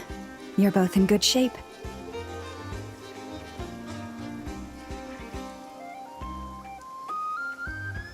You're welcome. You'll have your work cut out for you in this battle against Dottore, so make sure to get some rest in first. Paimon will keep an eye on him, don't you worry. I'm glad to hear it. Take good care of yourself, too, Paimon. Sure thing!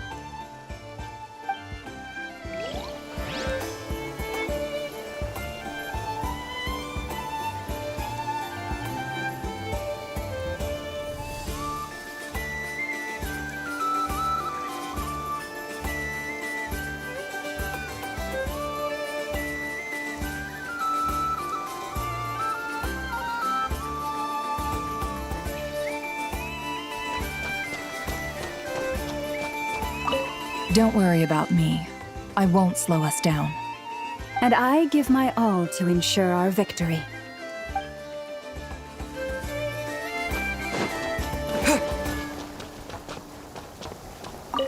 Rest well. I look forward to seeing you both in your element during the battle.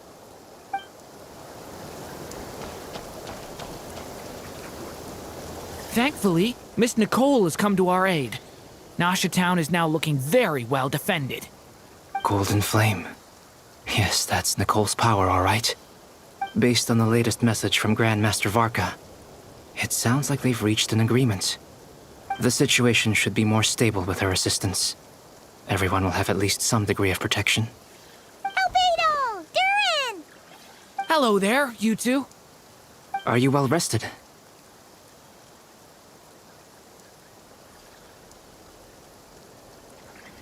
That's good to hear. As per the plan, Albedo and I will be in charge of Nasha Town.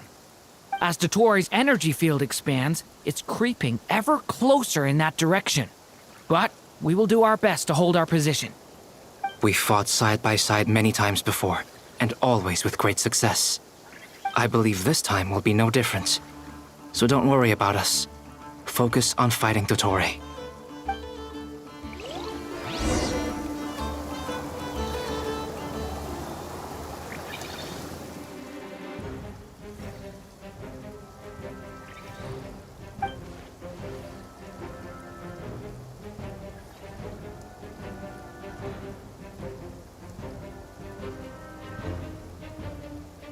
Here they come.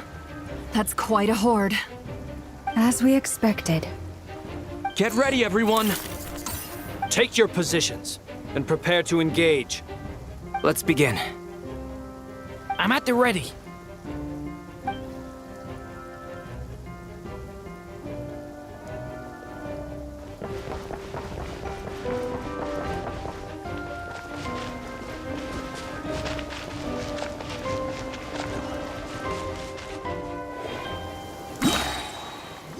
What a waste of time! Your skull! Water jet! The long sleep beckons. Close your eyes. Observe. Go!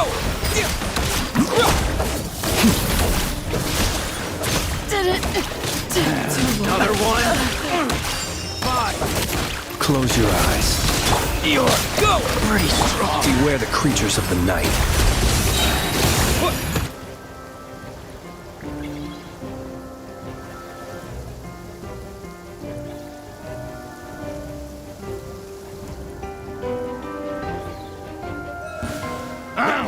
It's your skull! It all adds up. The deception ends here. Couldn't fix it. No more lies. A grave transcribed by the frost moon of old.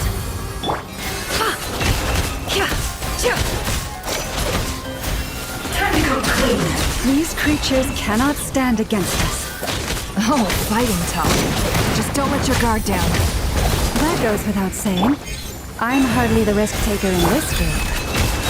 Excuse me?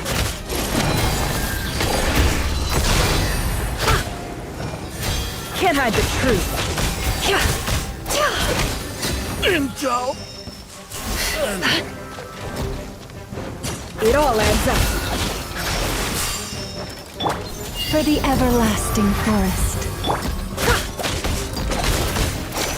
No more lies. Let's see what you're made of.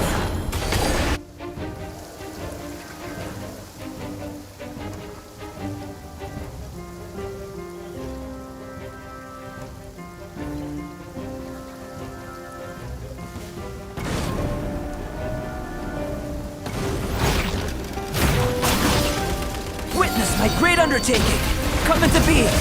The story has only just begun!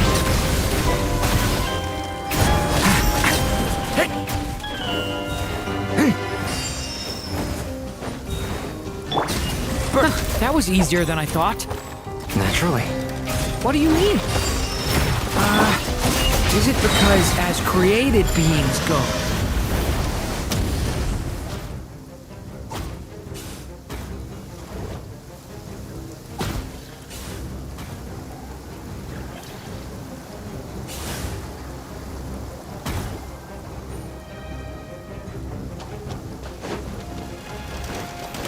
bombs away!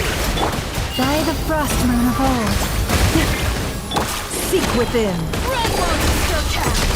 It all adds up. The long sleep beckons. People have always used fire to drive away wild beasts.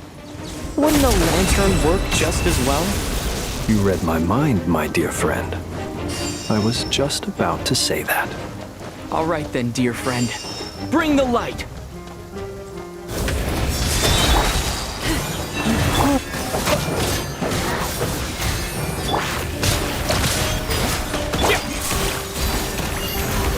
Can't hide the truth.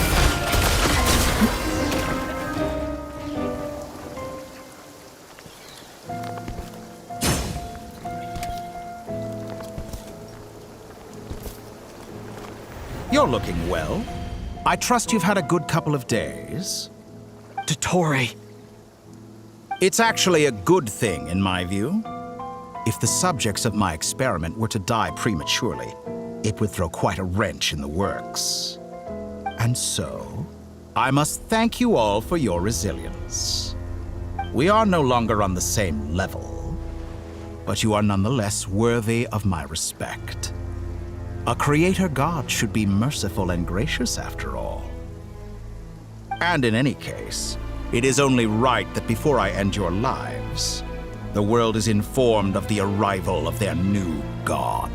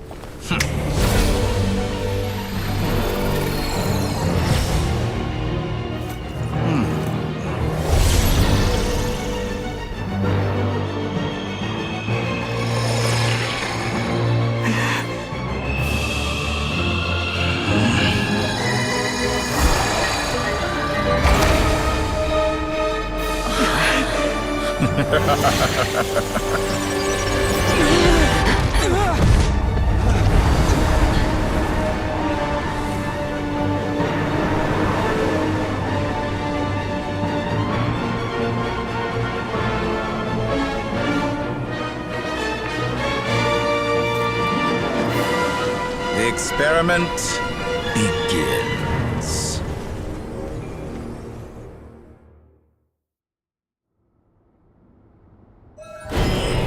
With the marrow of the three moons in my hand, behold the false moons fall!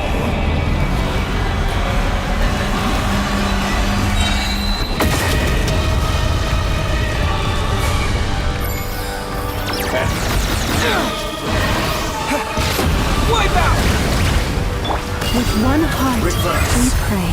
The deception ends here. It all adds up. Can't hide the truth. Beware the creatures of the night. That's more like it. Some results of value. Entropy. Bend.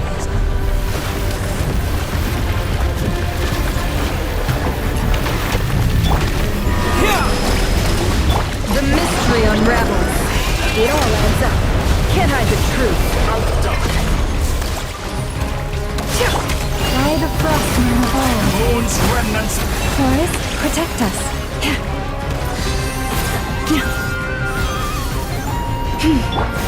Observe. Are you quite finished?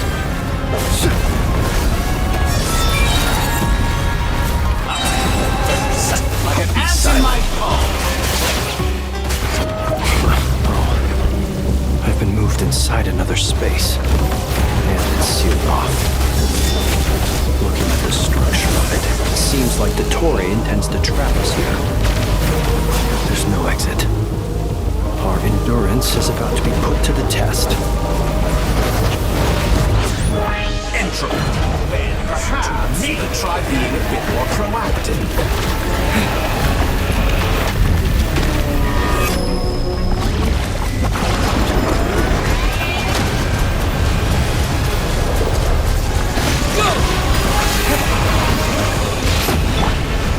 Poor lost land.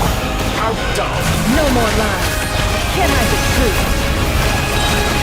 The deception ends here.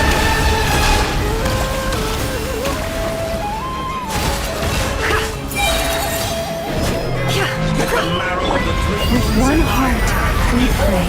Lead. Swipe out!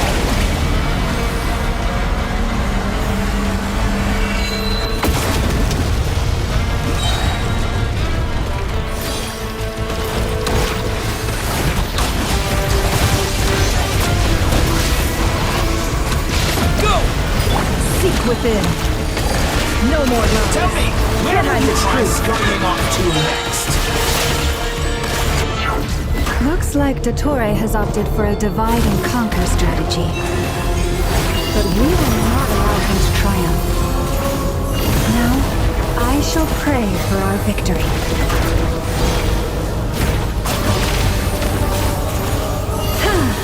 You poor... Go! Entropy. Bends to me.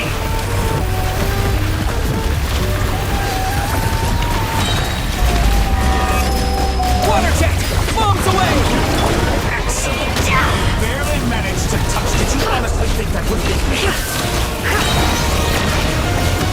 The deception ends here. No more...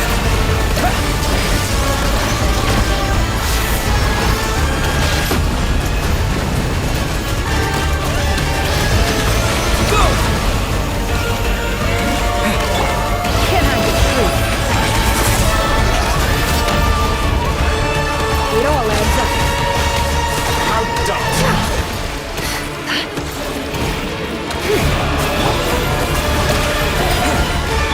Can't hide the truth.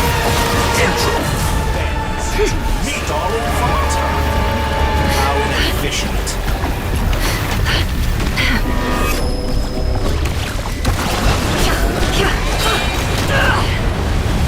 Seek within. Be annihilated. That which cannot stand against me. I better wrap this. What's this supposed to be?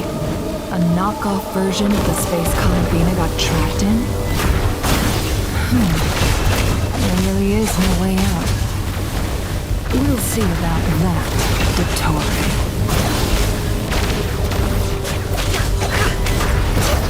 What? My apologies. I had not intended to take your teammates from you. But you have a choice. Obey, and I can release them. An excellent deal, if you ask me. Won't you consider it?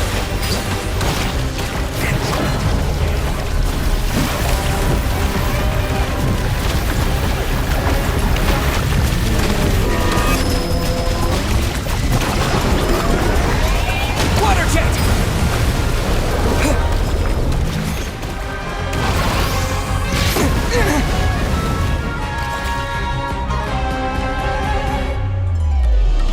I'm aware you've been working on some little tricks to surprise me with, but it appears that none of them have come to fruition.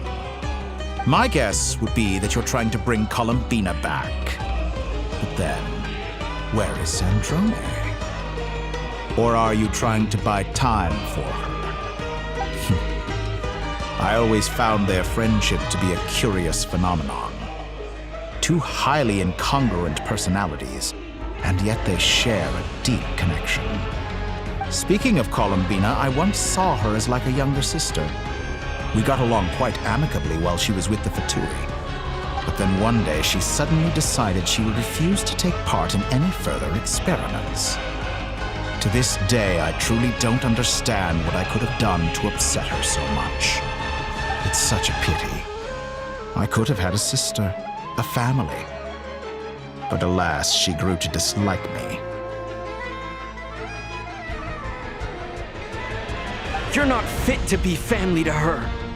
That I can't deny. So many people, all obsessed with playing out the same tired old dramas. This world is rotten to the core. And then there's you.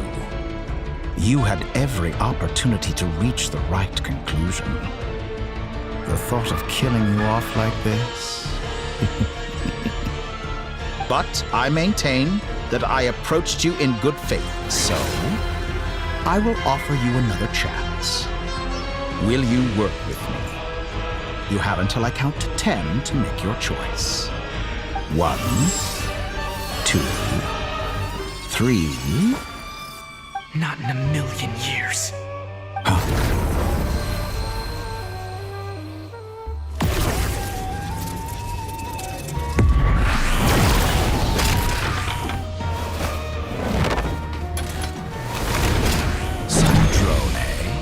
What a pleasant surprise.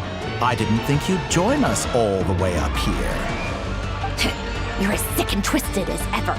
Don't fool yourself into thinking anyone's grateful for the chances you're offering them. Sandrone? But the formula hasn't finished running yet. Funnily enough, I was just discussing a collaboration opportunity with the Traveler, and then I see you, who I must say is a good example of an opportunity gone to waste. Gone to waste? I said that everyone would get one chance, and you've used yours to march right back into the lion's den. So yes, it's an utterly wasted opportunity. And what makes you think I believe a word that comes out of your mouth? I was planning on disposing of your little formula after wrapping up more urgent business here. But since you've taken the trouble of serving it to me on a silver platter, I can simply bring it forward in the schedule.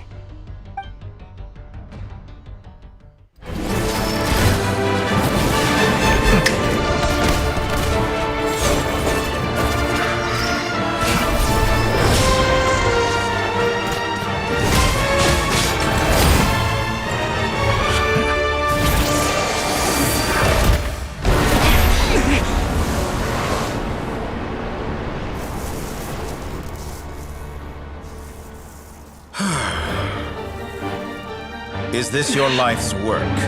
This piece of trash?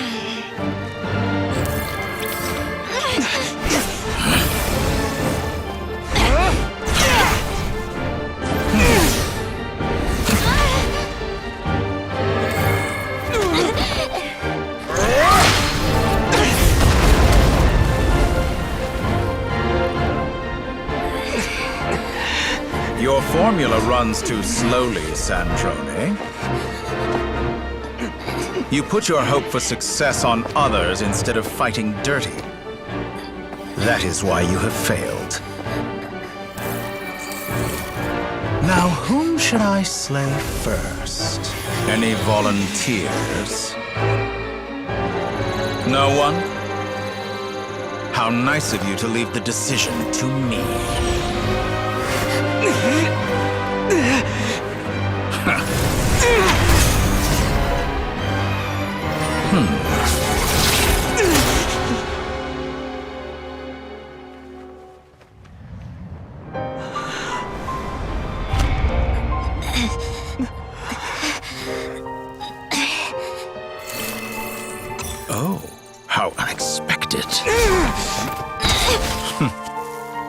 Sandrone, any last words for me, comrade?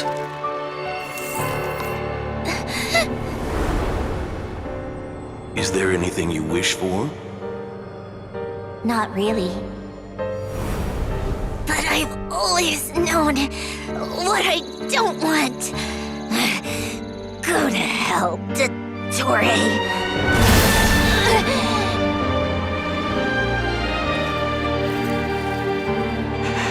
No!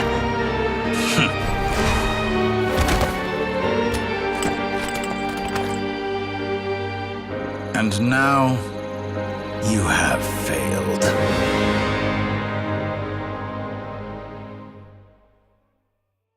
Sandrone! Now you see how fragile mechanical contraptions are. Just a gentle tap, and they fall to pieces.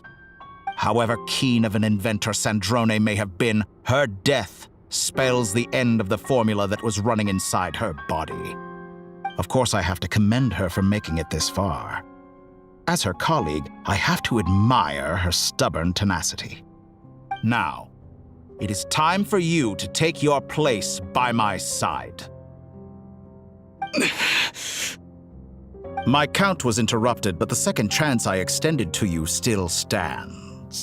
Once again, you are welcome to join me. By now, I'm sure you have gained a greater appreciation for the power and authority I wield. What is stopping you from embracing a new world of endless possibilities? Not in the mood to talk? As you wish. You seem less talkative than usual today. I'll change the topic to something more apropos. Sandrone was always like this, never trusting anyone, always so reluctant to share her research with them. Objectively speaking, she had her strengths. It is remarkable how she extracted and even optimized the world formula from so much data. But her inability to trust was her undoing. Had she allowed someone else to monitor or run the formula for her, you might still have a chance at victory even now. But regrettably, she was a stubborn fool.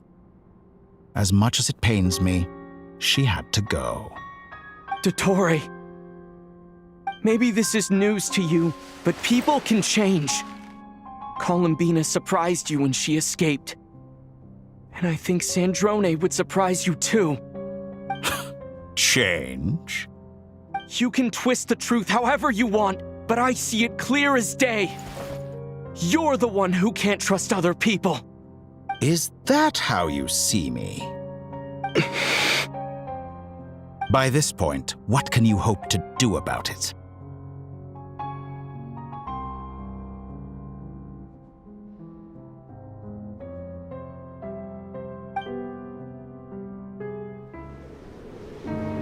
It is pointless to fight on. You've already lost. Wrong. You can't win this, Dottore.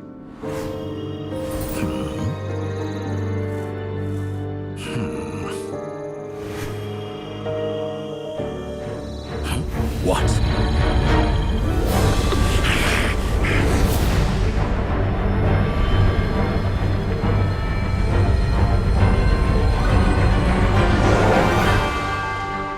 My formula can get us 90% of the way. It will connect you to Columbina. Then, I will bring the formula's output to the Traveler's side. For the last 10%, do whatever it takes. Just bring the moon down.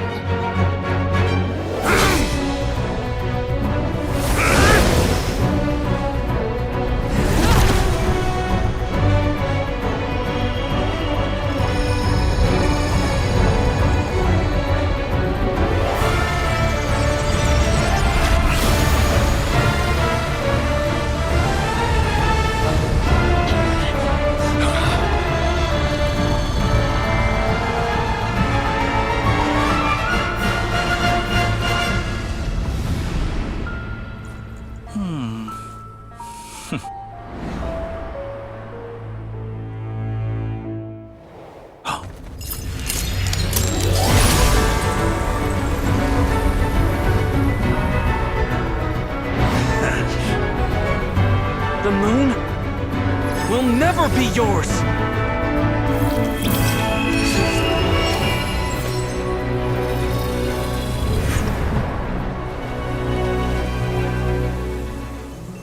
I turn my body into moonlight and pour it over Krai. My soul, I leave here to inform my future friends. Lastly, I will hide the Trilune Authority within the Frost Moon. And when my body, soul, and authority are reunited, finally... Columbina!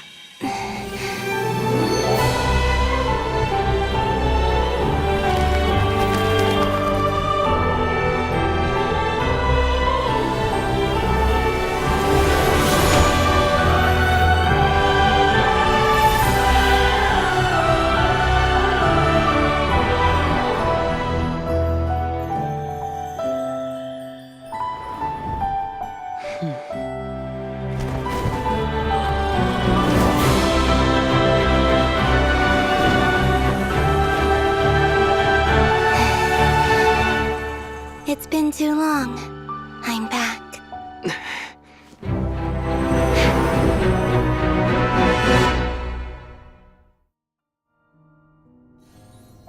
Stay focused on the battle, Traveler. What a touching reunion. Though I personally find myself repulsed by the sight of weaklings huddled together for war.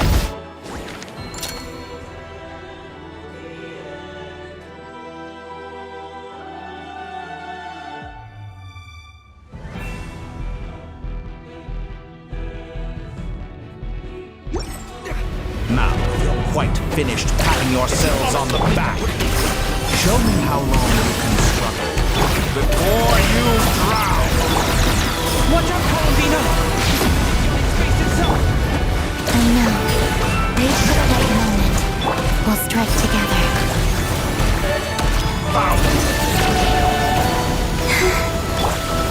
Go! Intro.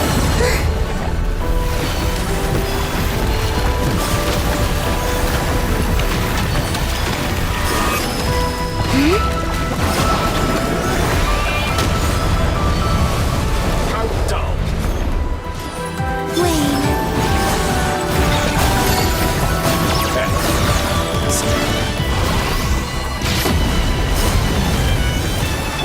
Enough! Water jet! First, like an ant in my palm.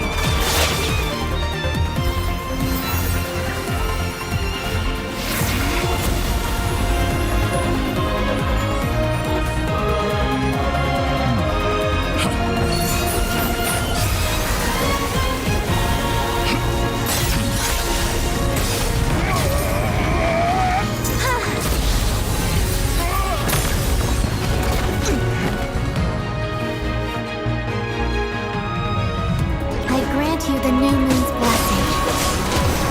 The new moon shines upon you. I am growing weary of your stubborn resistance. It's over, Dottore!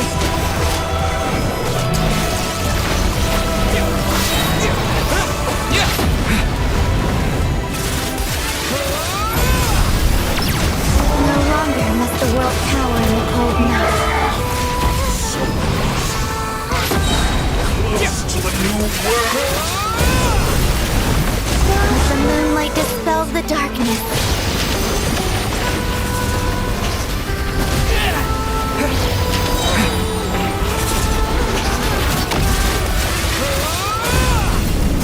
Everlasting as the moon.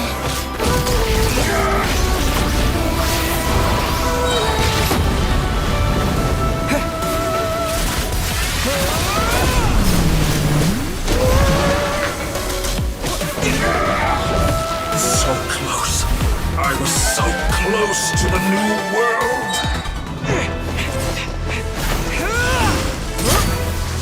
Willfully blind. How can you be so satisfied with your fate?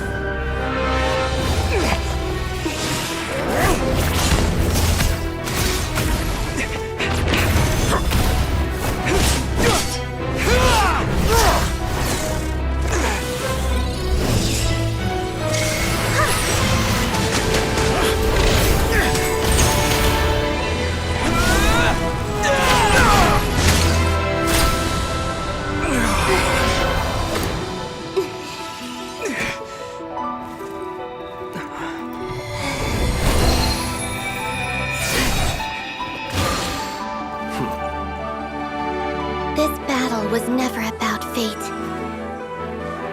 It's about friends, family, and the home you stole from them. So dull. Only the weak rely on each other for comfort. You shall see. Once I transcend fate, you will be nothing but fodder for my grand experiment! That will never happen.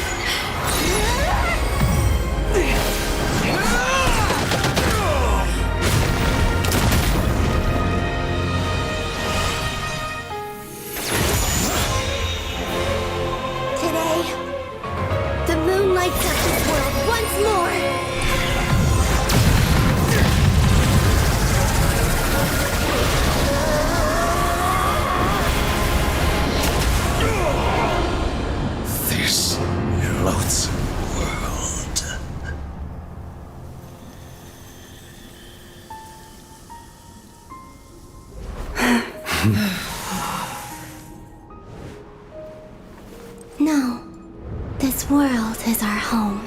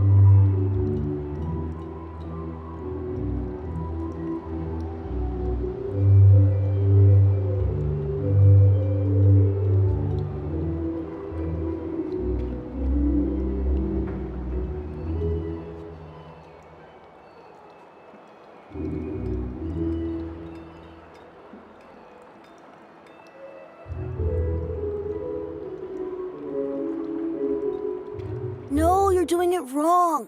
The moon looks like this now. What are you drawing, children? The new moon, Mom. It looks different than before, doesn't it? Also...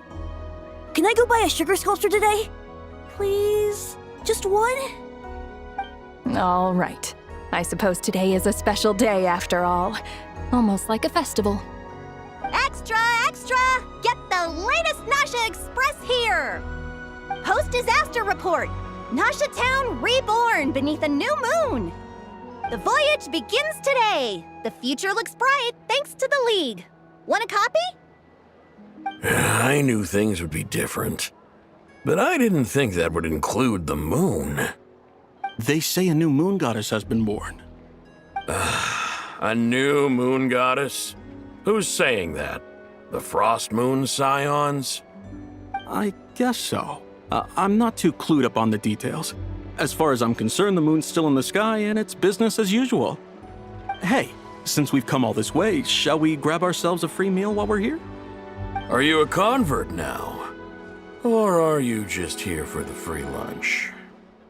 Oh, come on, what does it matter? After everything we've all just been through?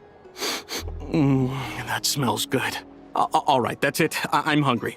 Time to eat. Come on! We gotta get there early, or there won't be any good spots left! Shh, keep it down! This is a residential area! What if people are still sleeping?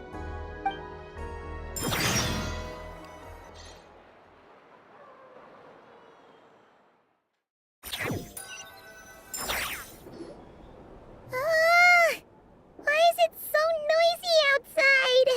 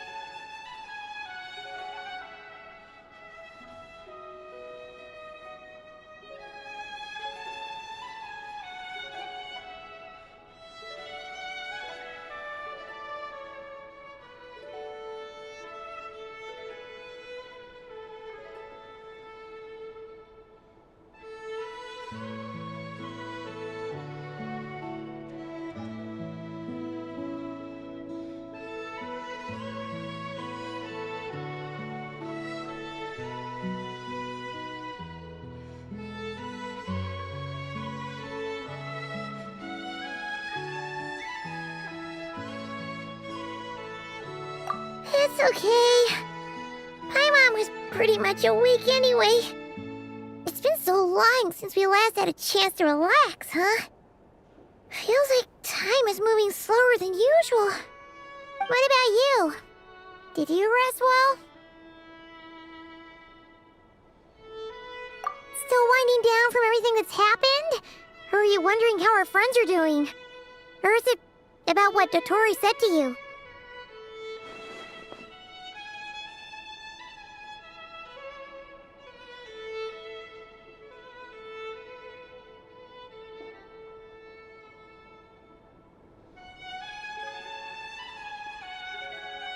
Okay, if you say so.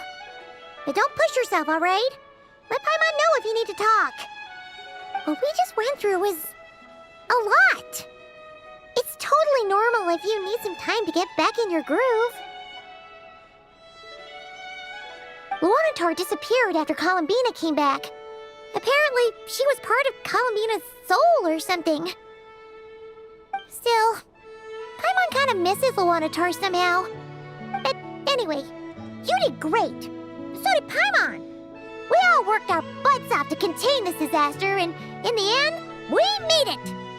So, chin up, Traveler. You should be proud of yourself.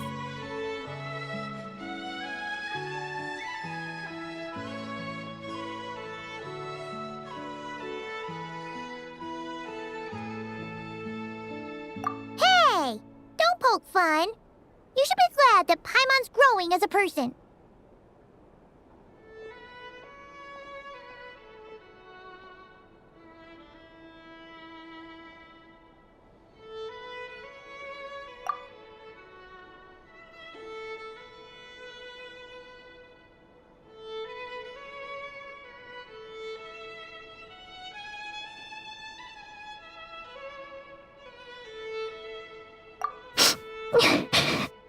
Paimon didn't think you'd mention it. You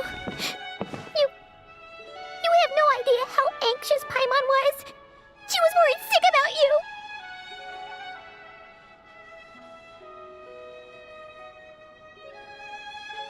Well, if you really want to show Paimon you're sorry, you're gonna need to make it up to her. You better be ready to splash out on a lavish meal.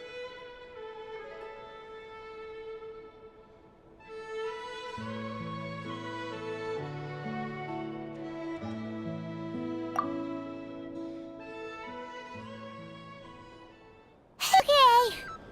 Paimon's full now.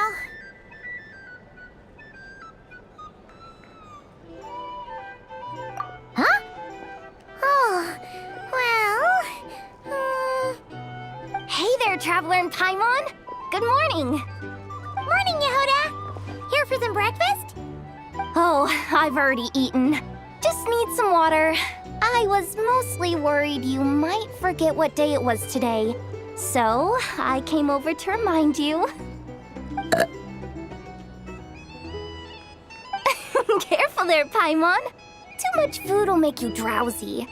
Don't let anyone catch you hiding at the back and nodding off during the League meeting. You should probably be saying that to Aino. She's the baby of the group, if anyone.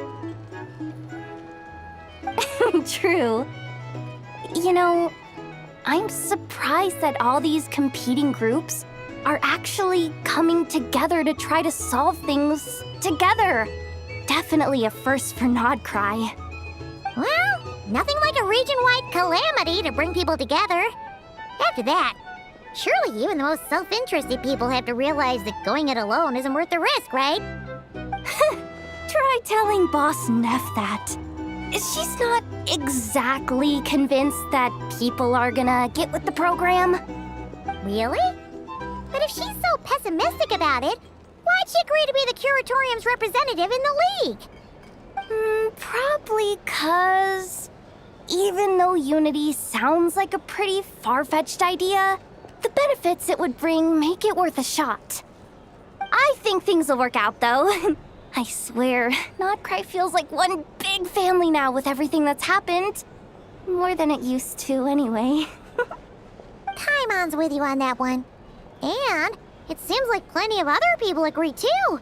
Just listen to the bustling streets! All right!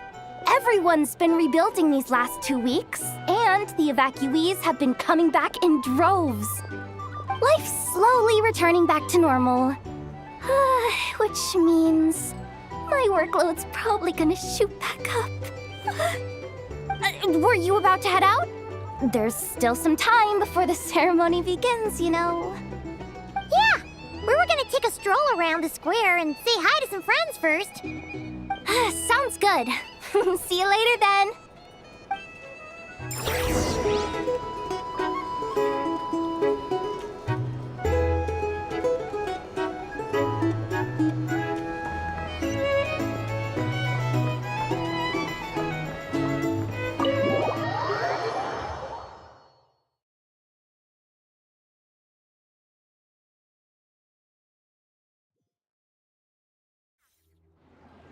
Please accept today's boon. Have a nice day. Are Paimon's eyes deceiving her? Or is that Inefa handing out food for the Frost Moon Scions? Hello there. Would you like a feast of the moon, along with some snacks of the day? So, what's new, Inefa? It was only a few days ago when we last saw you, but it looks like you've joined the Frost Moon Scions in that time. And I know too? What are you talking about, Paimon? We're just here to help. Duh. In the wake of the disaster, it's all hands on deck. We responded to Lama's request for support. At times like these, the smallest good deed can inspire others and help them through the hard days ahead. And we're using eggs and heating tubes to make that a reality, in true Kromkake Craft Shop style!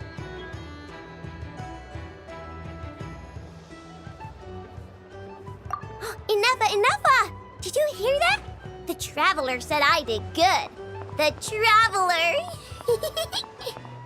That's because it's true, I know. Proposal.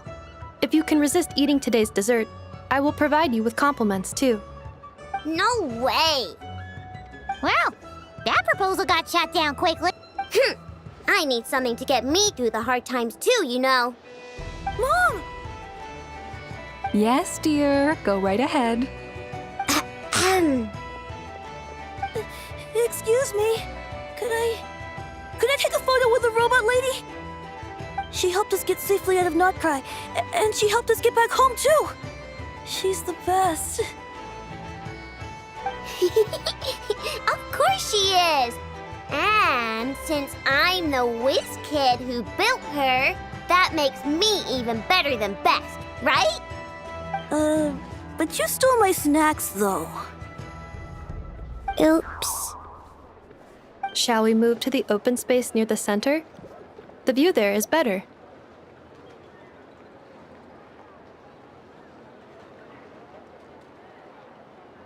Thank you!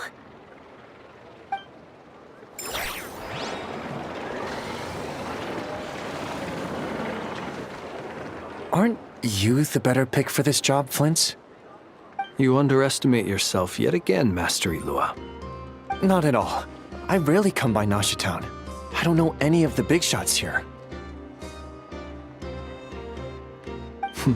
All in good time is a step-by-step journey. But you're much further ahead on that road, aren't you? You're not seeing the full picture. You know the truth now. My friends do not understand my habits. There is no question about it. The Lightkeepers need a representative who is upright, cares about other people, and can realize their self-worth through group action. You say it like you wouldn't make the cut. I am most flattered.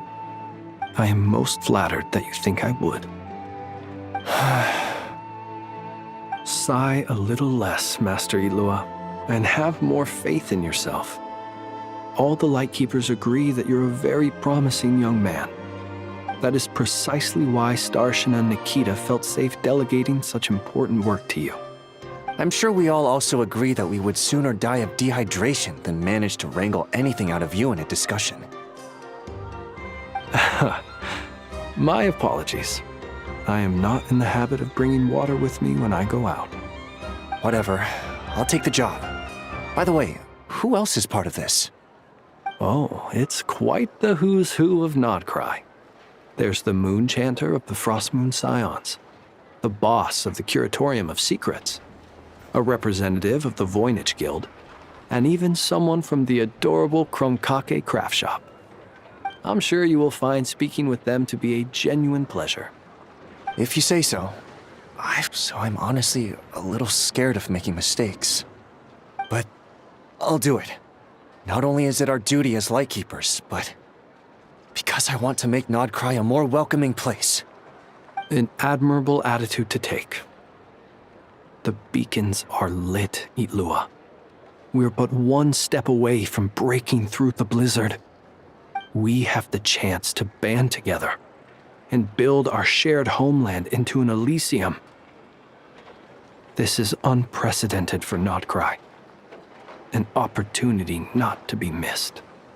Yeah. You're right. I'll do my best. Quite a few familiar faces have arrived. Let's go, shall we?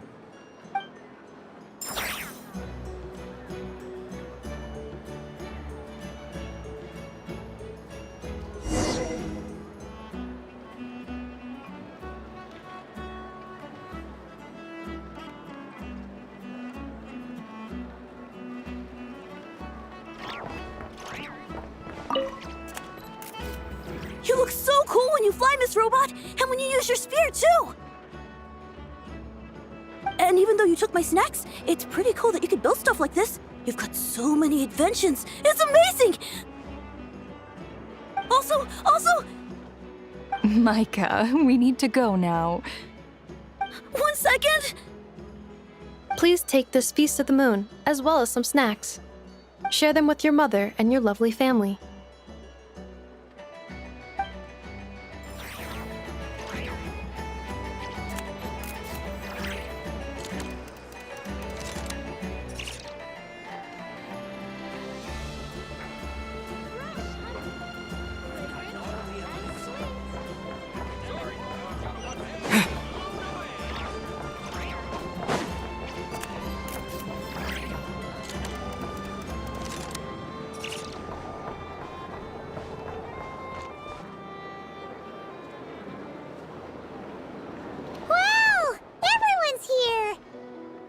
You seem well rested. I know no one's asked, but I'm sure you all want to know, so let me just say, we're doing great. Thanks. Well, great, but not perfect. Starting to lose my mind from boredom. Can't drink a drop of wounds to heal. I'm sure you had a sneaky swig or two. Wait, how'd you find out? I'm sure you must be missing Mondstadt after all these years away, Grandmaster. Yeah, you could say that again. Every time I get news from Mondstadt, it makes me want to go back and see the place for myself. Honestly, once things are wrapped up here, I think it'll be time to head back home. Hey, looks like someone's taking the stage. Can everyone see okay? Anyone need a boost? I'll just listen from the back. It's fine. You're taking this pretty seriously, huh, Durin? Well, it's not every day that I get the chance to see how people speak in official settings. Soak it up like a sponge. I'll make sure you get a chance to practice for yourself later. Actually, I know just the thing. You can debrief the Knights of Favonius for me. Mr. Varka, are you forgetting that I'm not a Knight of Favonius? I can knight you. Any particular title you'd like? Is he joking? I really can't tell. You'll have to figure this one out for yourself. It'll be a good learning experience. It is my honor to host the opening ceremony for the League, and to have this opportunity to speak to you all in my capacity as Voynich Guild representative. Could this person also have been pushed onto the big shots? Guess I'm not the only one then. We come here today, having weathered the trials and hardships of yesterday, and having learned from them the importance of unity and cooperation. All right, Here we go. Uh-oh. Looks like Aino's off in Dreamland already. Wait, Boss is looking kinda drowsy too. What's up with her? Come on, get this speech over with already. Krai is our home, the land we rely on for survival. And as we chart a course for the future, may we persevere through the storms ahead as we sail towards a new era of prosperity, freedom, and hope.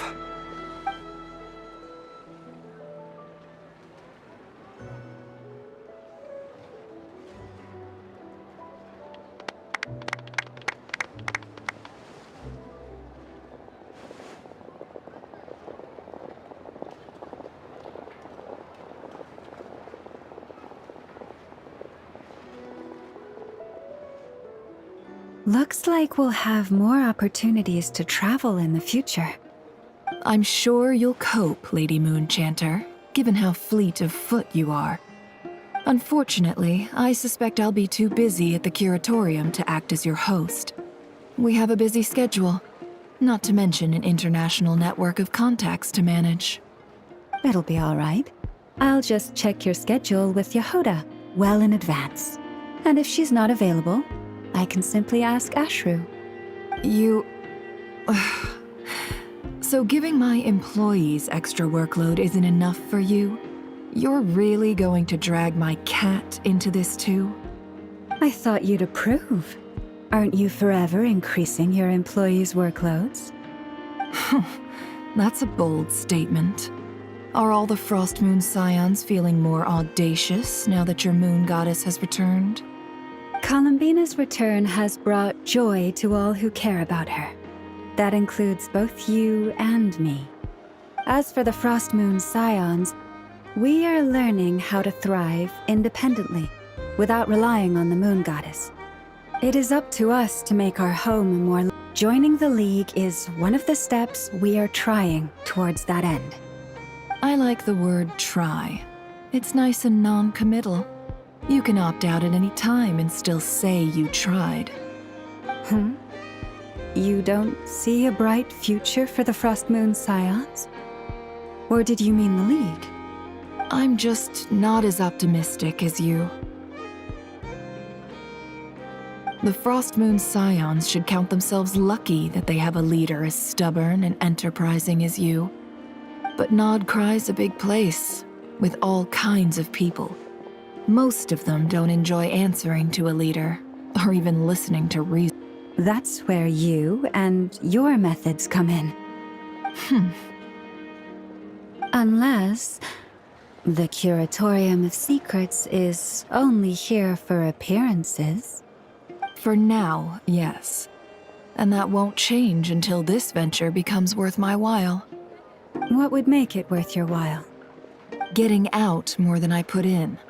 Right now, I'd barely break even, but I'll grant that it's a good start for Krai. Then maybe it's worth a try. All right, you can stop now. Or do I have to join the Frostmoon Scions before you'll get off my back? You'd be very welcome to join us. Hey, you two! Congrats on all your hard work! What are you chatting about? Nefer was trying to dissuade me from adding to her employees' workload. Also, she's considering joining the Frostmoon Scions. Sorry, what? Your conversations are always the most interesting.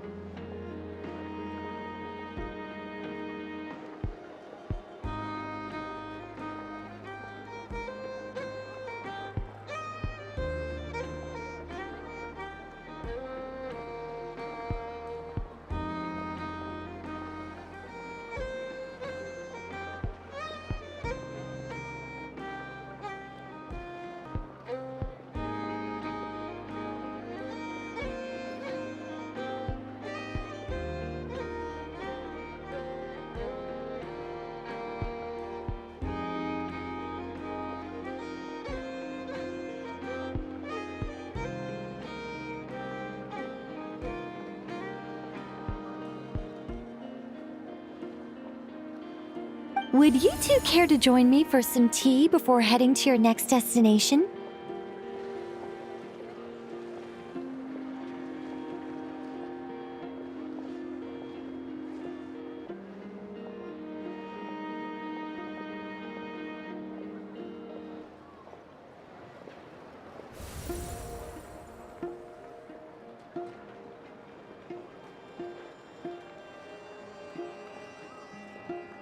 Nicole? Wait, where are you? Aren't you gonna show up today? Sadly not. I'm otherwise occupied right now. I'm sorry, Paimon. I can hear how disappointed you are. If it's any consolation, let me say that how things appear on the surface is a far cry from what they are at their core. Perhaps you'll feel better if you focus on the fact you have a special line of communication with the great mage herself. Okay? Has something happened? No, or not yet, anyway. Well, that's not ominous at all.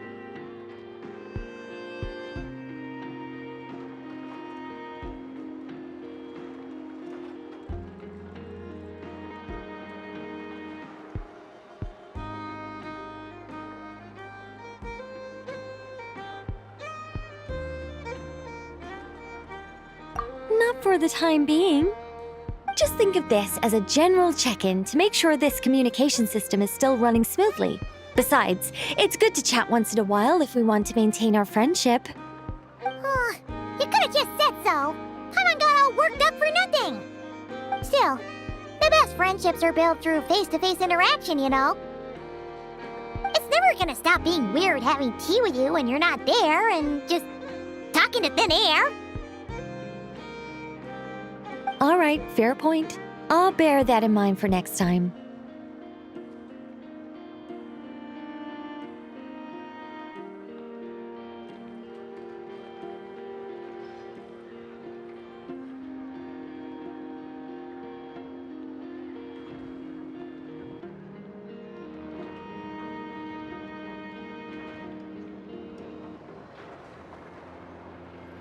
Yeah. Any update on that crisis at the world's borders? Alice just informed me that they had their work cut out for them, and now everyone's thoroughly exhausted. But they did finally get things back under control. Still, we can't let our guard down yet. The disruption caused by this disaster has made Teyvat easier to detect from the outside universe. She plans to wait for things to stabilize, then reschedule her Mondstadt. As for me, I agree with Hat Guy's perspective. This is a time when many new variables are emerging, and the situation is changing constantly. Plus, most of this change is for the worse. We have to remain vigilant and ensure that the embers of chaos are not rekindled. I did notice that the energy in Nodcry changed somewhat after the War of Funerary Flame, but since it was still aligned with the Light Realm, I never gave it a second thought. Like I'll have to examine the connections between phenomena I observe more closely in the future.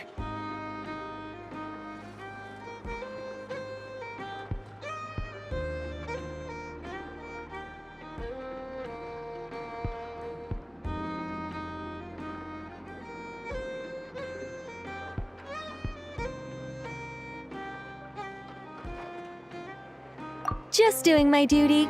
It's more or less second nature by now. Of course. To give you the full picture, I'd have to start with the substance from which angels were formed. Never mind. Paimon's right. Showing off my knowledge would be much more satisfying in person. By the way, you did receive the gifts from the Hexen Circle, yes? I'm not trying to claim credit or anything, but my pride demands that I at least mention it. They're quite similar to the protective talisman that Alice gave Dory, but with visual enhancements. Oh! So that's what kept our friends safe when Dotori trapped them. Indeed. We went to great lengths to make sure they were invisible to his eyes.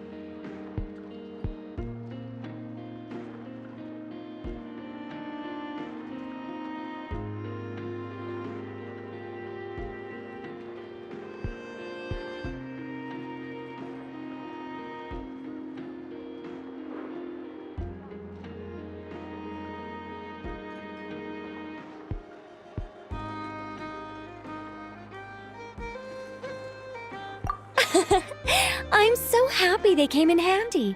Still, not fishing for gratitude, by the way. I just want you to be aware that sometimes your friends may be protecting you in ways you cannot perceive. Anyway, I'll contact you if anything else crops up. If not, you know what they say, no news is good news. Oh, my angelic instincts are tingling. They say you should head to the docks next. Your friends are about to board their ship home.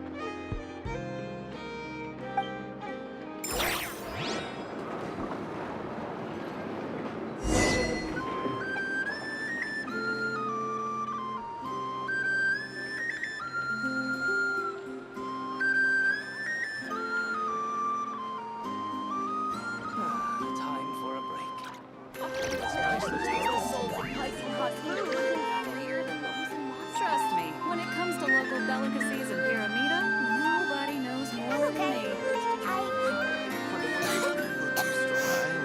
I feel much better these days.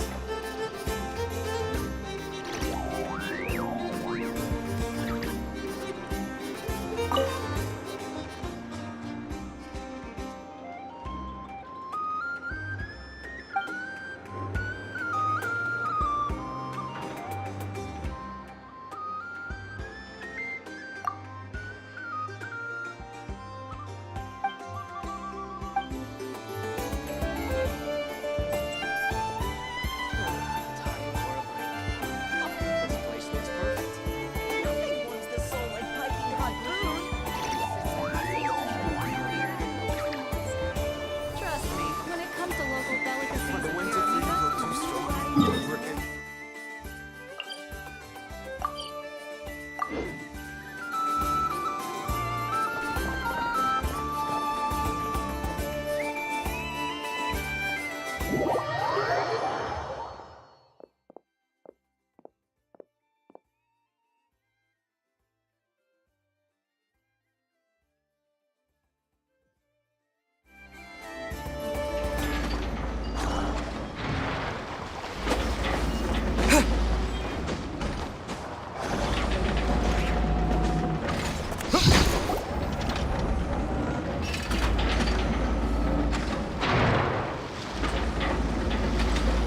You're here.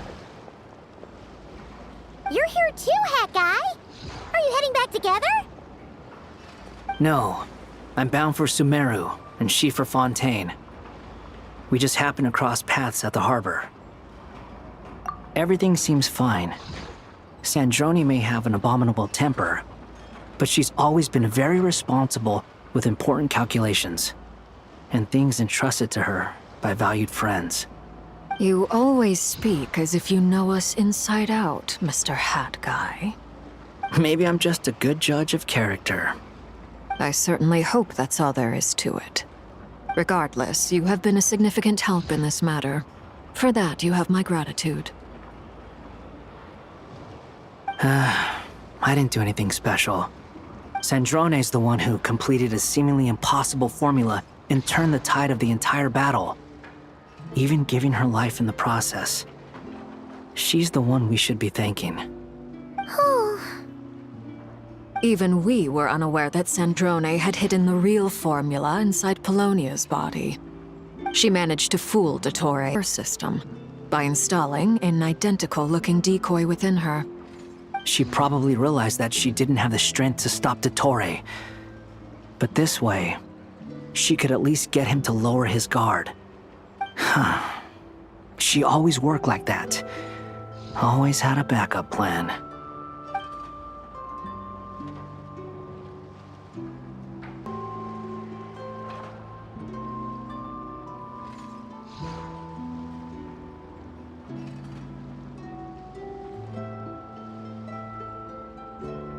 Well, that's why I'm traveling to Fontaine. She made a request of me long ago, and the time has come to fulfill it. Think of it as her will. She said that should she ever fail in a mission, she'd like me to deliver her core and Polonia's to the Fontaine Research Institute. She also mentioned that she had made arrangements for people there to set her affairs in order. Some of her personal effects, such as her notes, were left to me. I've decided to take them back to the House of the Hearth, for safekeeping primarily, but also as mementos, I suppose.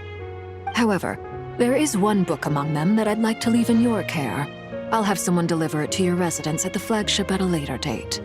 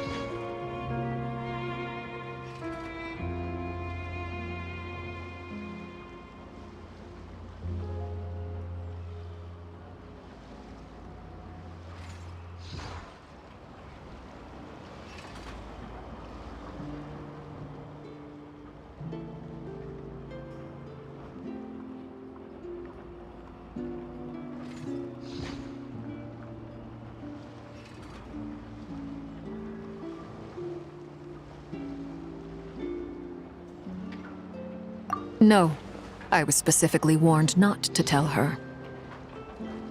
This is her last wish, and I will abide by it.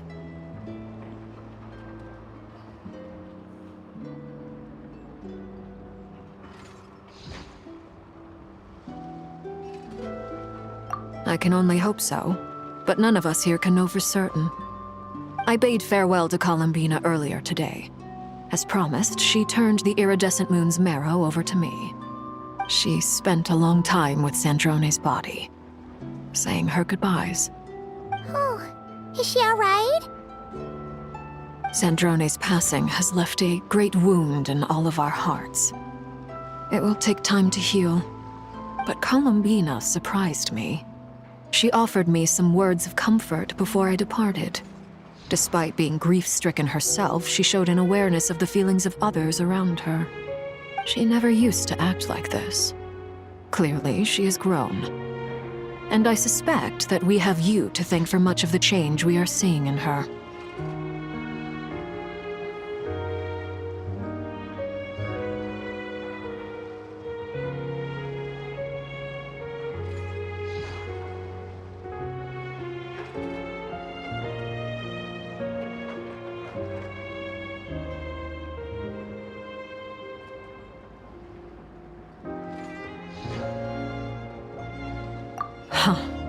After these recent events, the Tsaritsa has revoked the Pale Star Edict.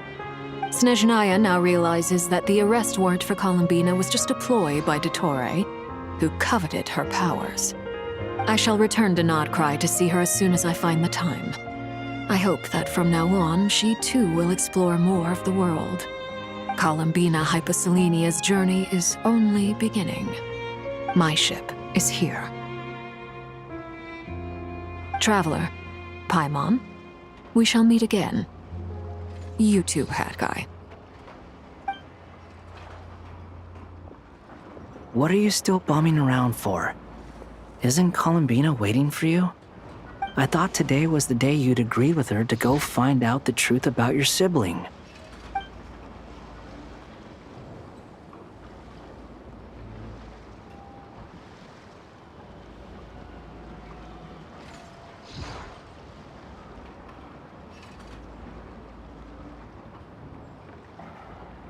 You're afraid you won't like the truth when you see it.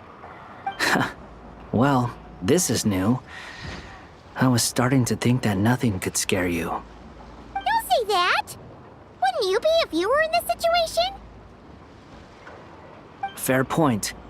But I'd say I have more experience facing up to unpleasant truths than the Traveler. They say blood's thicker than water. I know how much you need your family back. More than you need any of your friends. And I'm sure that all your real friends understand that too.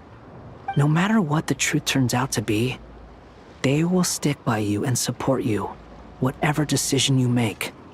Finding the truth is important. But more important still is what you choose to do once you've found it.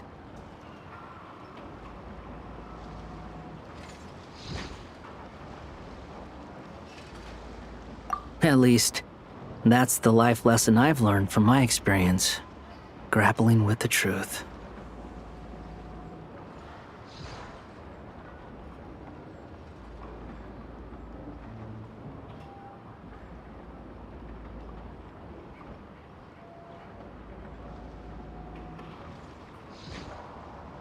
What? Now that Dottoro's dead and gone? A little, I guess. But it hasn't solved everything. Maybe I regret not getting to end his life with my own hands. Or maybe it's something else. But for whatever reason, I still feel like I have a chip on my shoulder. Either way, I'm going back to Sumeru. Lesser Lord Kusanali is gonna need help dealing with all the chaos Dottori left in his wake. Not just from this incident, but everything he did in the past, too. You should continue with your journey, as you've always done. Who knows? Maybe we'll meet again someplace else. So, what should we do now? If you want to explore a bit more to steady those nerves, Paimon's game! After all, when Columbina said she knew where your ship was hidden, Paimon promised to give you two some alone time with the truth. It hasn't been all that long since we were last apart, sure, but with Columbina there, Paimon's sure things will be just dandy.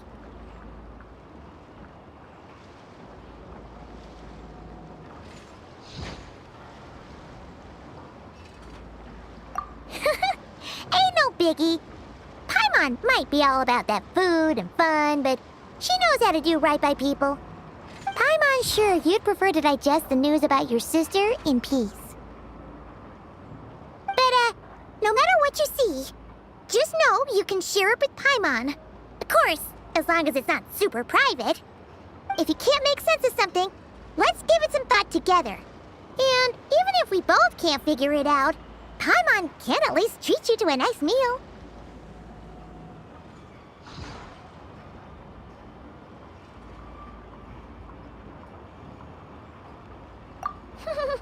Glad to hear it. Feel better now? Alrighty. Next up, time to meet with Columbina.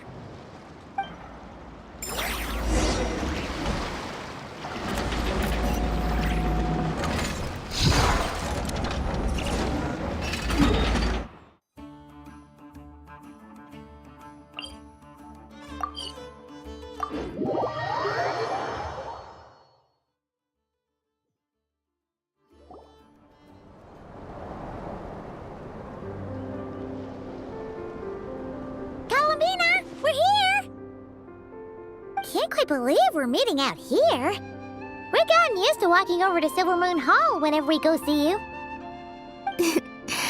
Well, you're still welcome to go there whenever you want to see me. It's just, now that it's all over, I've decided to make some changes. Try and fit in with the Frost Moon Scions, like Llama suggested.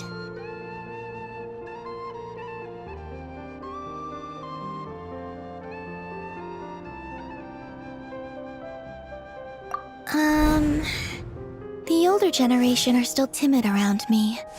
They don't dare get too close, and they bow their heads when I walk by. But things are much better with the children. I see more curiosity in their eyes. Hopefully, by the time the next Moon Prayer Night comes around, I can enjoy the festival with them as myself, without having to pretend that I'm only dressed up as the Moon Goddess.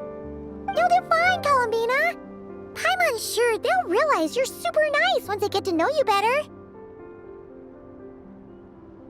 You really think so? When we first met, you thought I was a little up in the clouds. We were just starting out then, come on! So Llama told you, huh? I'm only teasing. I know that I have you to thank for pulling me back down to solid ground.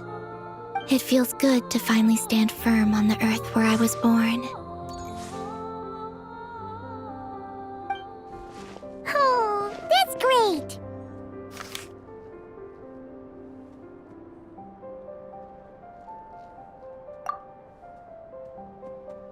Thank you. I'll make sure not to lose it this time. Well then, are you ready? Lumine, what happened to our spaceship back then? Why did you leave? It's time to learn the truth at last. Ready as I'll ever be. Good. Then let me open the way for you.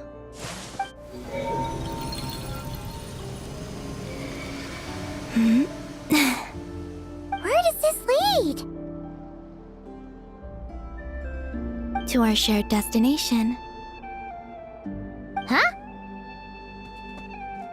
Do you remember me telling you about my missing prologue back when we just met? I said that my story began on the moon. But while I was inside the moon's reflection, I realized that my prologue was really hidden in the future. I just had yet to discover it at that point. The story of the time before I was born was in fact the story of my distant future. It's truly fascinating. But when I obtained the Trilunar Authority and returned to our present reality, I sensed something I hadn't expected. Your prologue. So you mean... Yes, your spaceship. All this time, it has been hidden on the Frost Moon, which lay beyond the sky. The great ruler of the firmament. The heavenly principles. Wait, them? Why would they do that? I don't know. Perhaps your ship contains something that is incompatible with Teyvat. Or something that cannot be known.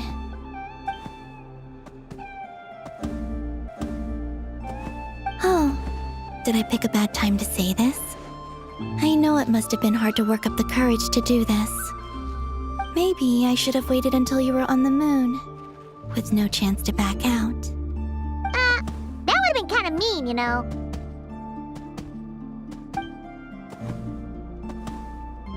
Take me there. Oh? Whatever is hiding in that ship, it belongs to me and Lumine. Those memories belong to us. No one else decides whether I should or shouldn't know about it. Not even the heavenly principles. Very well. Then let's go. You two take care, alright? And don't forget to come back soon! Rest assured, Paimon. We will. Traveler, after you. Thinking about the story that we'll find hidden on the moon? Yes, and hoping that it has a happy ending. Stories like that don't exist, you know? You don't believe in happy endings? I don't believe in endings.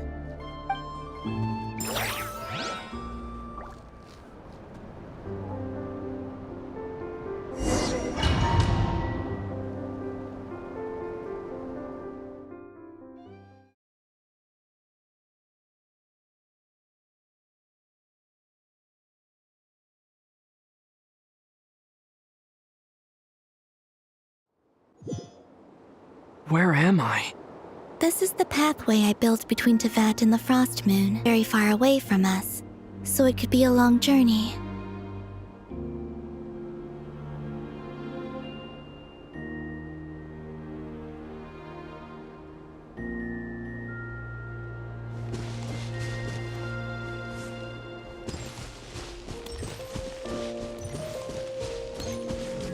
After I obtained the Trilunar Authority, I unwittingly saw past events from many of my friends' lives. One was Lauma. She was so young when they chose her to be the Moon Chanter. From then on, the Frost Moon Scions looked to her to bring messages from their goddess. But, for better or worse, I had left Hisi Island before she was ever born. It was not until much, much later that she met me. I think the way things turned out, you had the opportunity to become friends. You're right. I think we were both very lucky.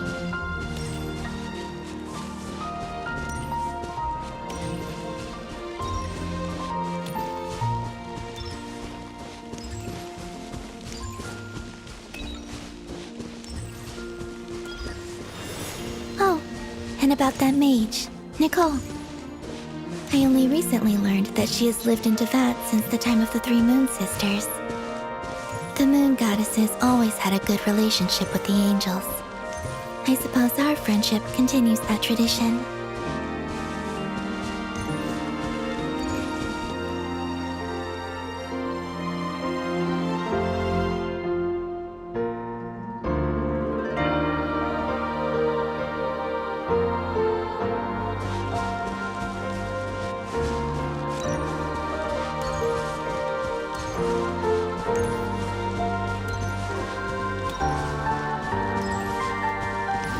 And then there's Sandrone. I never knew that much about her, beyond the fact that she was created by someone called the Lord Artificer. She, too, suffered for a long time before...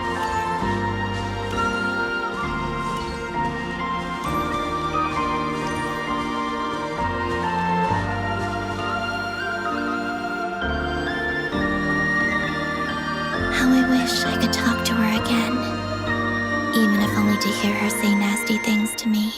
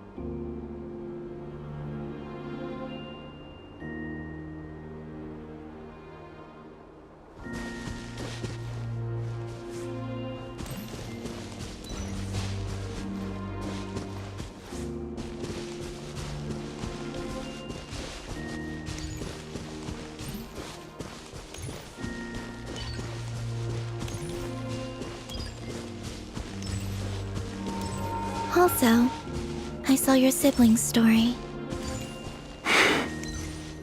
I'm afraid I didn't see much. It seems that she rarely came to the surface, where the moonlight shines. But I did notice that back when you first set out on your journey, she would often appear nearby, gazing at you from afar with a guilty look in her eyes. Lumine. Let us speak no more of the past. I probably shouldn't reveal so much about my friends. It's not my place. Let the moonlight carry us forth. We are very close now.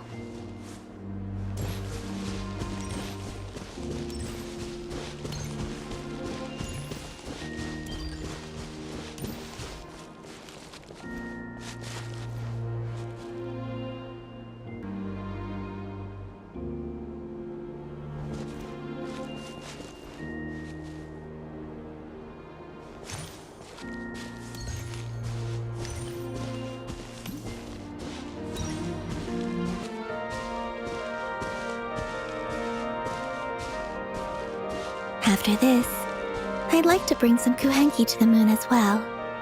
If they're willing, of course. What about your other friends? Will you bring them to visit too? Certainly. But I'll need to tidy the place up first. This home hasn't received any guests in a long, long time.